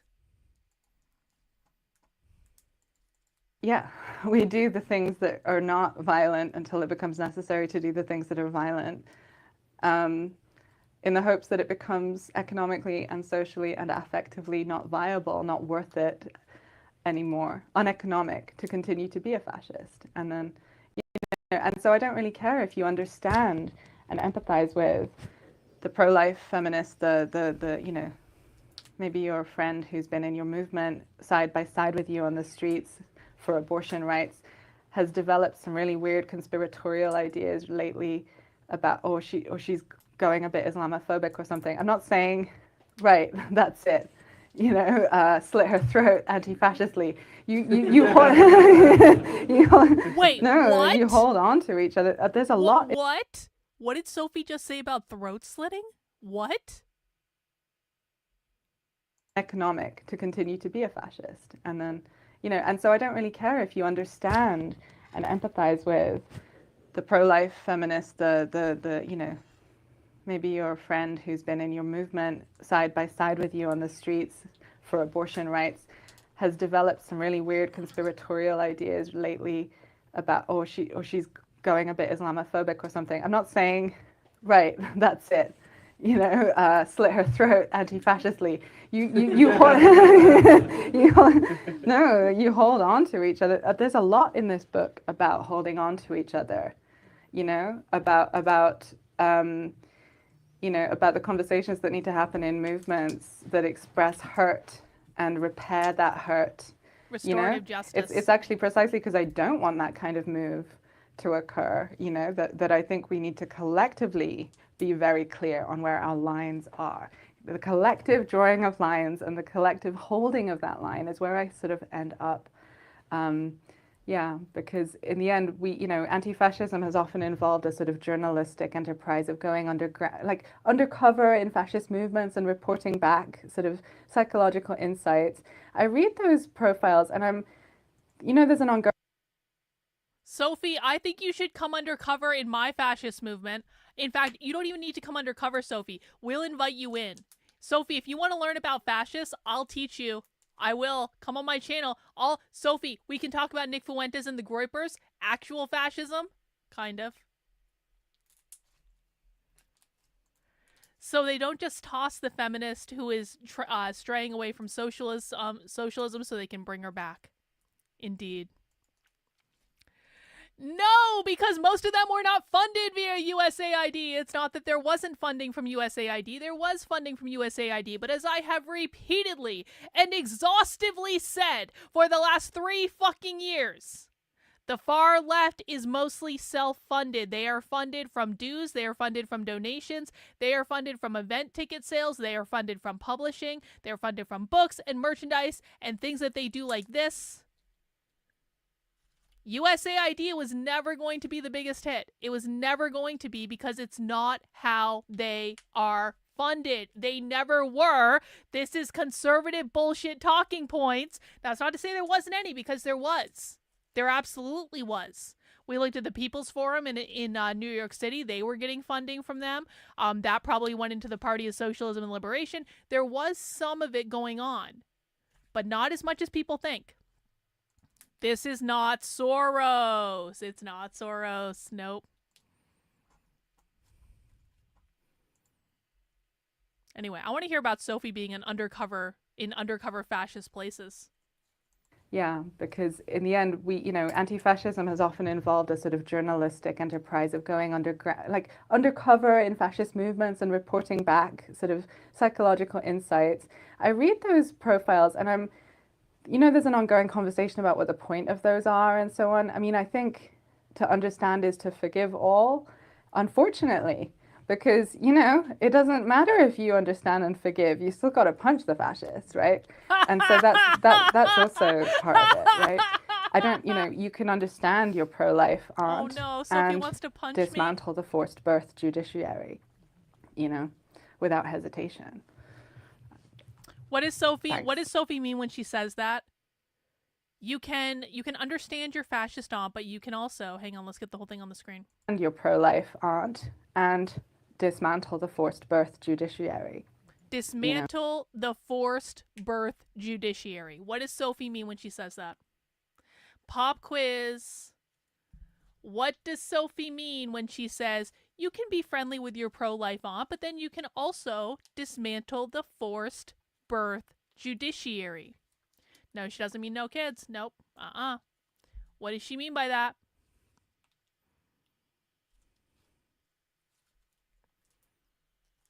The forced birth judiciary.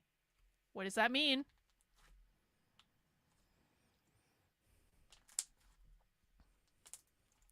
Anti-abortion laws. Anti-abortion laws. Sophie's talking about reproductive justice. The reason that the left is so gung-ho about abortion, shouting their abortion and bragging about their abortions and all that stuff, is because they believe that abortion, or even the abortion pill, frees women from the gender binary, because it takes them out of that position of having to have unpaid labor to birth the next generation of proletarian workers. So when Sophie is saying dismantle the forced birth judiciary, she's actually talking about the court system that overturned Roe v. Wade. Socialists want to abolish all the courts. The courts are like one of their biggest enemies because they think the courts are unelected officials who are making decisions about their lives, yada, yada, yada, yada, yada. Courts are anti-democracy. So yeah, she's talking about anti-abortion laws, anti-abortion activists. The judiciary is the court system, which does uphold capitalism. Yep, that's one of the reasons they don't like it. But this is about anti-abortion.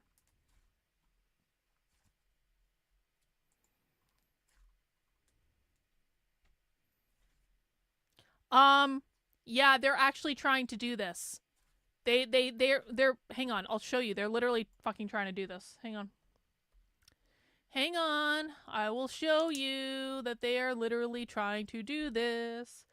Harvard. Here we go.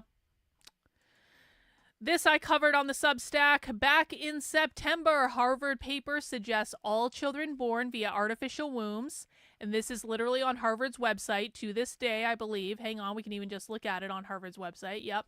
This is literally on Harvard's website to this day. And we'll just go back because I have the excerpt where they're talking about it.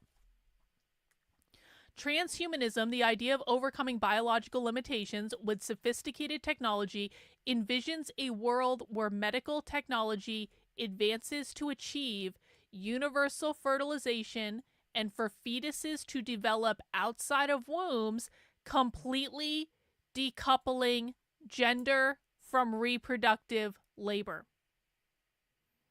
Again, this is on Harvard's website. Let's go back over to Harvard's website just so you can see. This is Harvard Kennedy School of Government.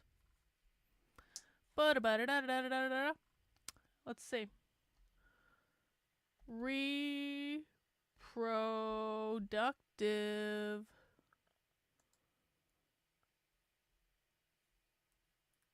Today, look at this. Today, we can understand gender as a class system dividing and assigning reproductive labor, including sex, birth, childcare, and homemaking, which help reproduce life.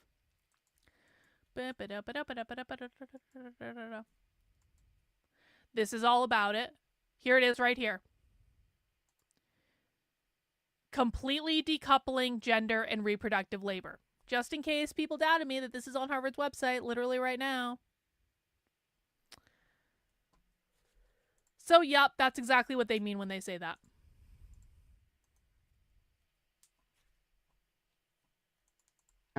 Without hesitation. Thanks. What was the person behind? We have one more. I was also at your event at the New School, and there I think you mentioned something about grandmother Silvia Federici and adjacency to Turkism, and I tried to look it up and see what was going on, but I didn't really get it, and I was wondering if you wouldn't mind just explaining that story. Oh dear. That's in the book too, yeah? Yeah. Oh yeah, we were supposed to repeat the questions into the mic. Yes, we were. I just thought that she wasn't in the index, so I assumed I had to ask. Oh really? But I'll just finish the book. The question was, what was the deal with Silvia Federici being potentially a transphobe? Or transphobe adjacent, yeah. Well, this is one of those questions where, you know, you've shaped so much about communist feminist praxis internationally, you know. For me, it's a huge failure of comrades and editors, because those essays in those essay collections suck in more ways than simply the transphobia. So I'm mad at the editors as well. But for me, it's about, you know, is she going to put her body on some kind of anti-trans picket line or barricade? It doesn't seem like that. That would be the decisive failure, right? But yeah, no, I think one. Loomer made a song about Ashley St. Clair. Should we pause and listen to Laura Loomer? One in the chat if you want to take a quick break and pause to listen to Laura Loomer's song about Ashley St. Clair. 2 in the chat if you want to keep going. 1 in the chat if we should just take a quick break and listen to the song. 2 in the chat if you want to keep going.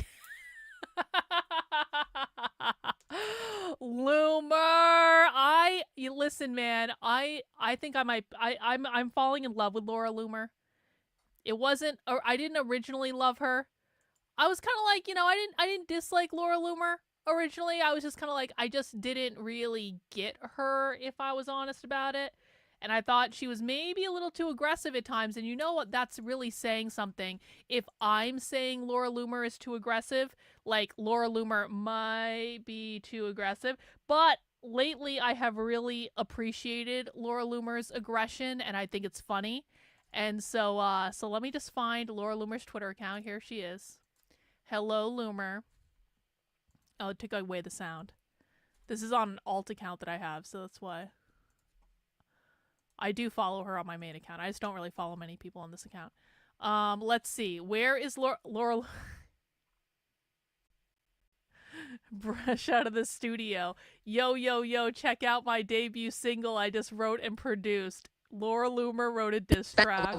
We're going to show you how this woman calculated from the moment expenses so that she could become a millionaire by having Elon Musk's child. Come on now, Cashley, it's more than just wealth. You're playing these games, looking out for yourself. It ain't all about that chair you got your sights on. Time to be real, world, the act is all wrong. Caught a limelight, but the truth shining through. You want the world watching, but girl, we see you. Lewis got your number, watch the rumors fly. He just a gold digger with some sparkle in the sky. Cashy St. Clair wants to go with shit, show with shit.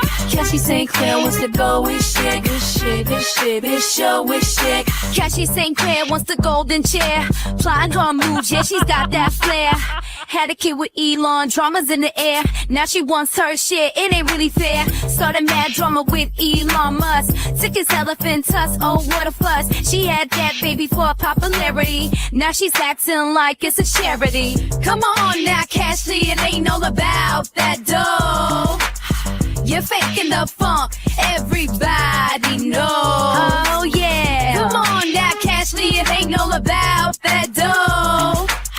You're faking the funk, everybody knows. She wants all the attention, but Laura Loomer is lynching. She's getting so Loomer, people spread these rumors. Little gold digger wants the richest wigger. We know she's lying, so high you figure. Loomer be climbing on her ass for days. Cashley St. Clair is caught up in the maze. She's saying ain't all about that dough. Come on now, Cashley, everyone knows. You're faking the funk, all full of lies. You want the attention like the whole world in eyes. Cashley St. Clair wants a golden chair. Had a kid with Elon, now she wants her share. Cashy St. Clair Claire, what's the go with shtick? This show with shtick. Catchy St. Clair, what's the go with shtick? This show with shtick. Started mad drama with Elon Musk when she knows damn well she took his elephant tusk. She had that baby for popularity, acting like a kid is a charity. Asking Elon, would you please marry me? She want all the attention, but Laura Luma is lynching. Getting so Luma, people spreading these rumors. People spreading these rumors. Catchy St. Clair was a golden share. Had a kid with Elon, now she wants to share. Started mad drama with Elon Musk when she knows damn well she took his elephant tusk. Started mad dance like he knows damn buddy. Started at the dance like he knows damn buddy. Started mad dance like she knows damn buddy. Now she's asking Elon, would you please marry me? February 14th, she comes out and says she wants privacy. Then the very next day, after claiming that the media was going to dox her and that she feared for her baby's life and that she really wanted the media to respect her privacy, she invites the media into her home. Oh, what a time to be alive. Anyone can create a diss track now. Like, this is what AI music was created for. It wasn't created for normal songs. It was created for songs that are insulting and demeaning and all this stuff. And it's just, like, my favorite part was about Ashley taking Elon's elephant tusk. That was a good line, Loomer. That was a good line. All right, Laura Loomer break over. We're going back to Sophie now, who is fabulous in her own way. Sophie might not be Laura Loomer, but, you know, we still love her. One of the things, you know, I say early on in the book something about no heroines. No, what is it? No, you say no heroines. You say no heroines. there might be a cutesy little formulation with no masters, no girl, you know. That's it. But I do think that celebrity is quite a dangerous force politically. I think it makes us stupid and it makes us so true, Sophie. Cowardly. So true. You know, Celebrity the is sorts stupid. of calling in and claiming bad kin that is required when someone starts after. I mean, it's a reversal of her previous politics, I would argue. I keep finding myself using people against themselves, you know, their 70s and 80s selves against their latter-day 21st century, you know, reactionary turn or mini reactionary turn. I mean, and the thing about doing a bestiary and doing the storytelling and making it individual, although Federici is not a character like that, she's a little detail, but you know, it's people are many things at once, and they contradict themselves, and they, you know, the Red Scare Girls are not in here because they're not feminists, but also I'm sure they've said some feminist stuff at one point. You know, I'm not looking at female anti-feminism. I'm looking at right-wing or anti-liberatory feminism, which some people indeed will tell you does not exist, right? Plenty of people think that's an oxymoron, you know. But yeah, I think yeah, especially when you have heroes and queens and you know, you have a pantheon of great comrades who have given you so much, you know, it's extremely difficult, but nonetheless necessary to say, you know, hands off our trans sisters. But as I say, that's not she's getting real close, sort of, or he's getting real close. They them is getting real close. It's some very stupid, that boob's about to fall questions out. in some essays about artificiality and what she thinks is kind of the thrall that trans people are into to the sort of capitalist industrial complex. You know, it's just warmed over Janice Raymond light, you know. But, you know, once again, we have not demanded as a feminist left that, I don't know, Andrea Dworkin actually addressed the fact that she glowingly blurbed the transsexual empire in 1979, right? So just the fact that her lifelong partner has this 2018 essay that says Andrea Dworkin was a trans ally, when his, you know, evidence for that is basically like, you know, trust me, bro. Also, she wrote something in 1974 that was pro-trans, but everything she wrote after that. Can I just point out that this is like the second time I've heard Sophie say trust me, bro. And I feel like I never heard Sophie say trust me, bro, until I started saying trust me, bro. And so I kind of wonder, is Sophie watching my content? It's not like I'm the only person in the world to say trust me, bro. If Sophie ever says pinky swear trust me, bro, I'll be so proud. I'll be like, Sophie, I knew you were secretly watching me this entire time. I knew it. I knew, but it's probably not. Because Sophie does not want to be in solidarity with me. But I'll be so fucking... I will be... The day I hear Sophie Lewis say pinky swear, trust me, bro. There's just no... There's no higher I can go. Was entirely the reverse, right? Like, I mean, she recanted the final chapter of Woman Hating where she says that stuff about transsexuality and also bestiality and also the smashing of the incest taboo. You know, the utopian pre-Dworkin, as it were, is a very, very strange person to point to as evidence that she was in some way a trans ally. I mean, we haven't. This is the sort of lack of courage, I think, in a Sophie won't do it, though. It was suggested on the panel a few days ago that she didn't live long enough to have the fight. Excuse me. She died in 2005. People were doing, you know, intra-feminist, anti-fascist defense of their trans sisters in the 60s, famously in 1973. True. When Robin Morgan tried to start a lynch mob against Beth Elliott at the West Coast Lesbian Conference, you know? So, yeah. I think we now have to move into this. One more. Okay. Sophie, your pick. Someday, I just had this idea. Someday, I should write...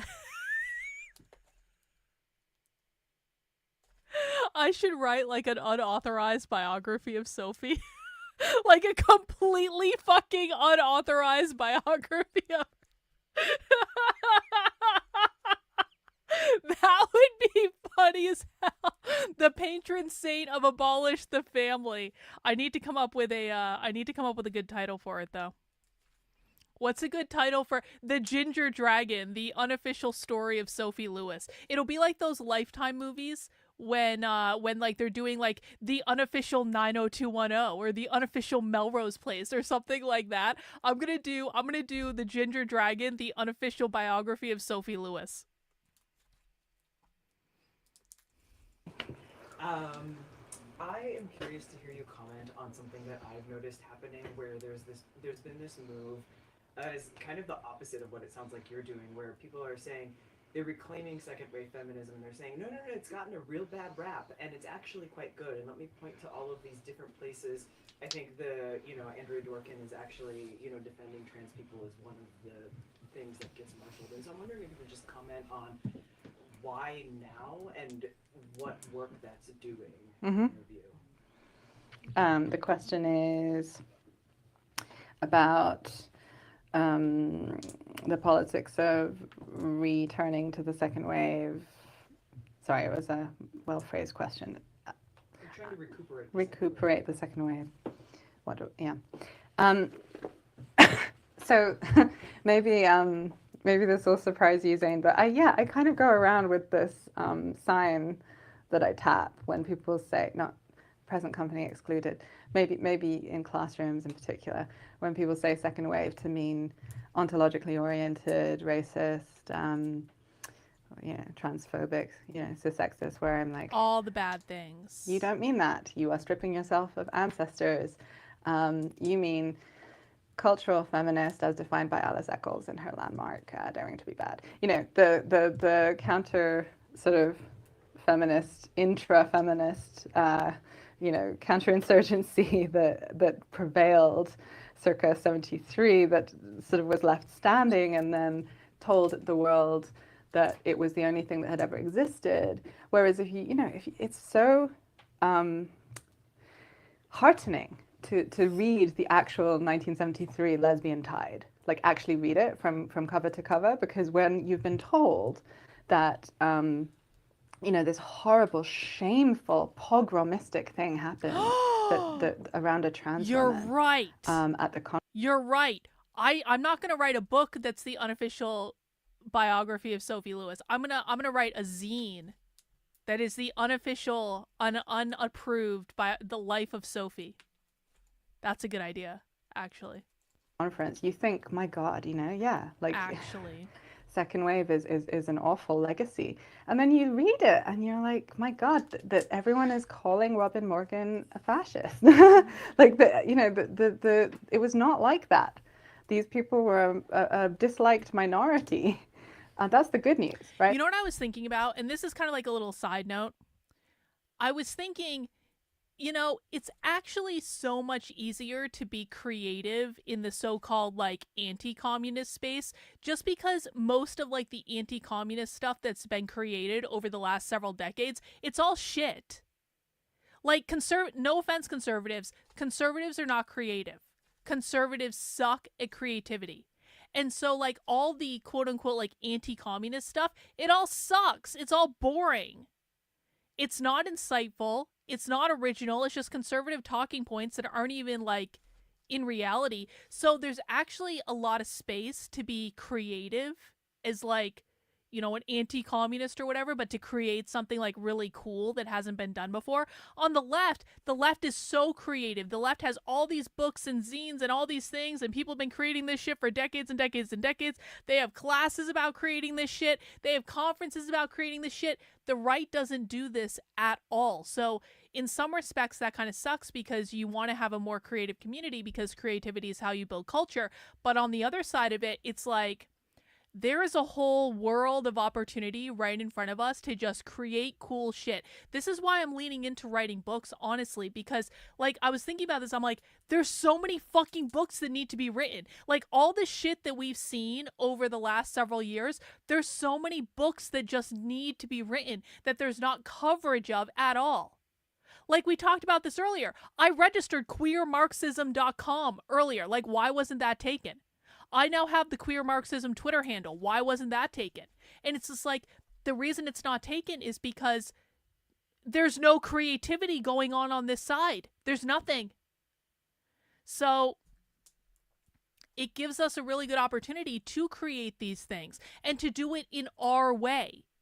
Where we are the ones, like literally us. Literally, I'm not saying we as an anti-communist generally. I'm saying literally the people watching this stream right now. We are the ones that if there is no one playing in this space, it doesn't matter that we don't have the biggest community in the world. That's fine. We're never going to have the biggest community in the world. But we are playing in a space that is completely fucking empty. So it might not be the biggest playground, but it's our fucking playground. We own that playground. We know we own the playground every time we go to take over one of James Lindsay's chats and there's no one fucking there. So that's kind of cool.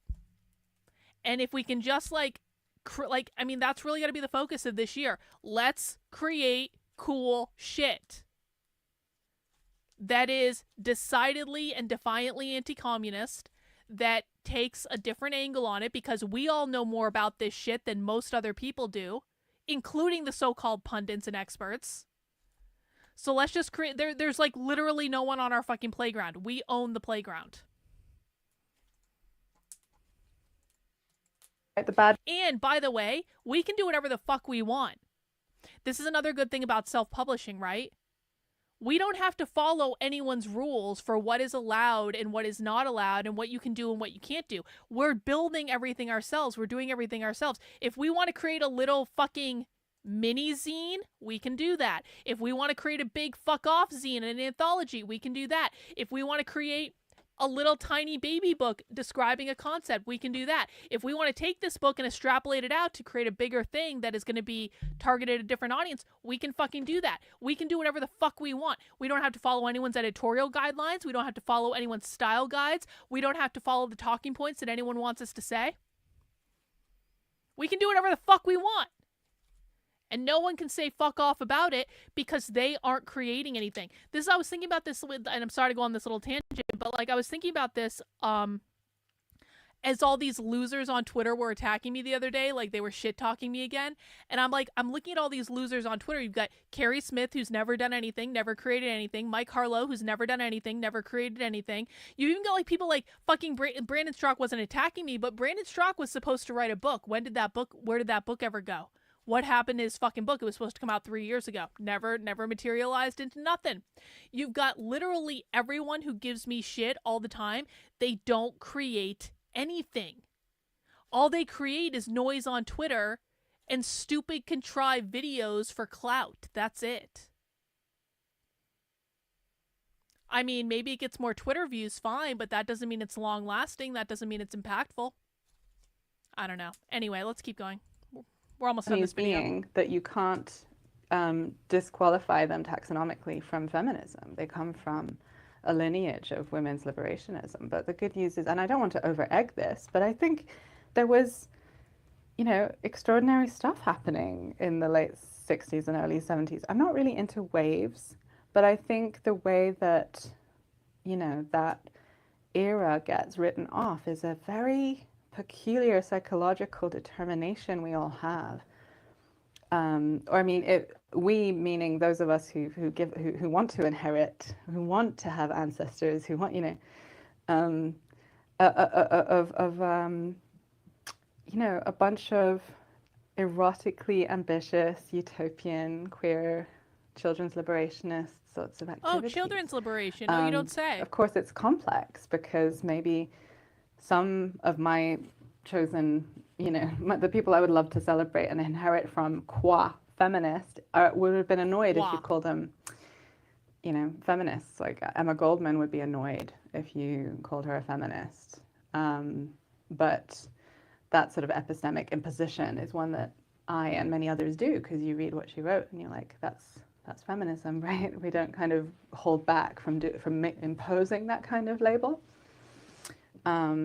But I think, yeah, whereas the revival of the most pessimistic, femo-pessimist forms of the 80s, pornophobia, why are they being revived?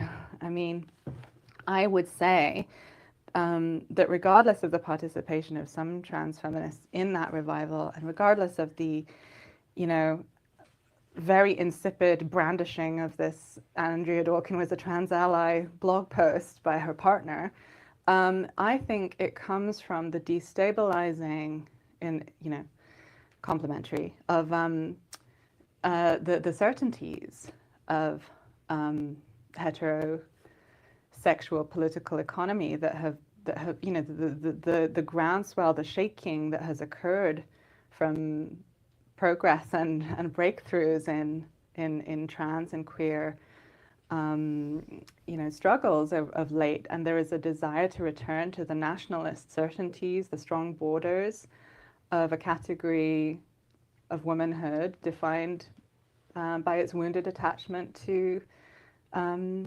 suffering-based femaleness, you know, and that might be operating on an unconscious level, but I think people want to go, you know, want to get back something of the border certainty of Andrea Dworkin's version of woman. I think that's great. All right. Thank you so much. All right. Guys, I think we're going to hold off on listening to the book chapter from Sophie because it's like an hour long, and honestly, maybe I just want to do it another time this week.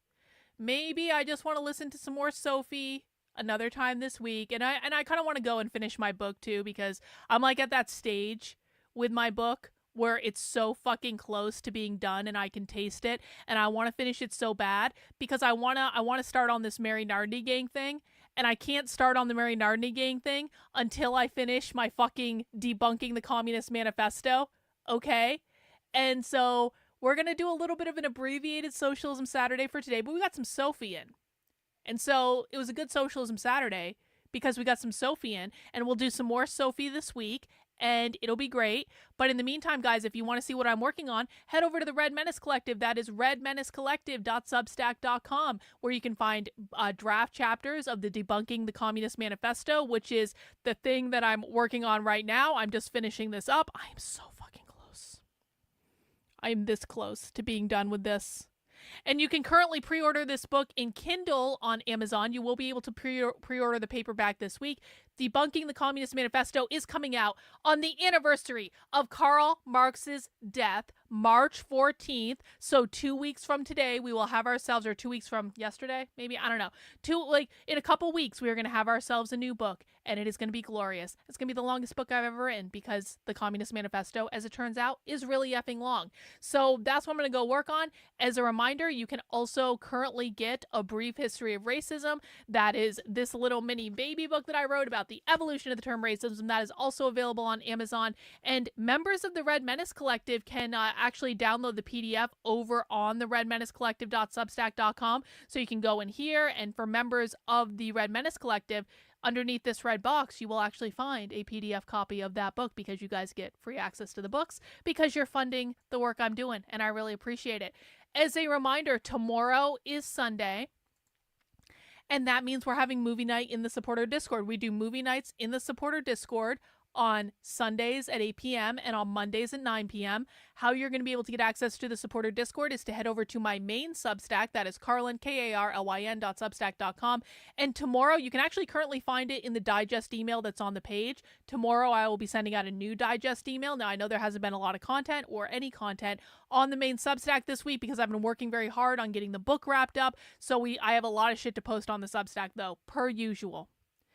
But if you want to, yes, we're doing a birthday movie for Naruto tomorrow. We are watching, Scott Pilgrim versus the World.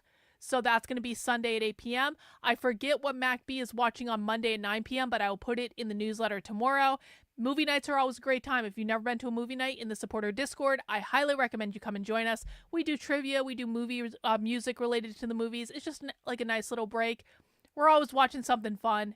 And so stop by for a movie night sometime. You can find the chat and also the Zoom links for our supporter calls in the digest email that goes out every single week. And that's all I have. That's all I have.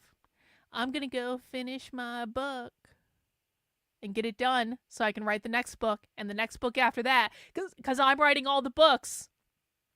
Because if no one else wants to do it, they just want to argue on Twitter all day. I'll do it. Fine. I will become the most prolific anti-communist author in a single year. That's fine. I'll do it. All right, guys. That's all we got for tonight. Thank you for dropping by for Socialism Saturday. Thank you to everyone who super chatted in. I appreciate you. I will see you on Monday.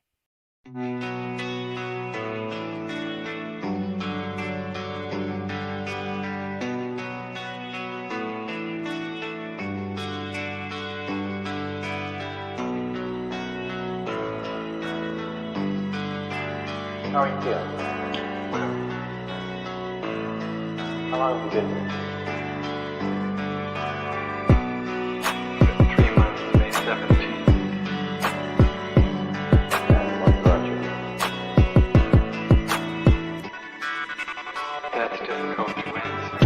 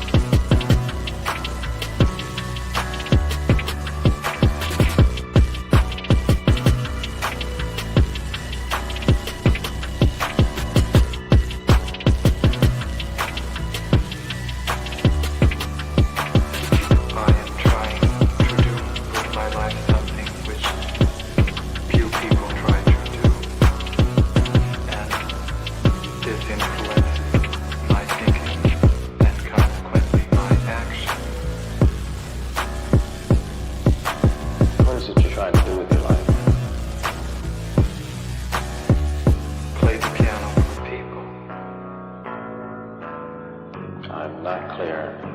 How is it that playing the piano for people has eventually resulted in your being here in the hospital?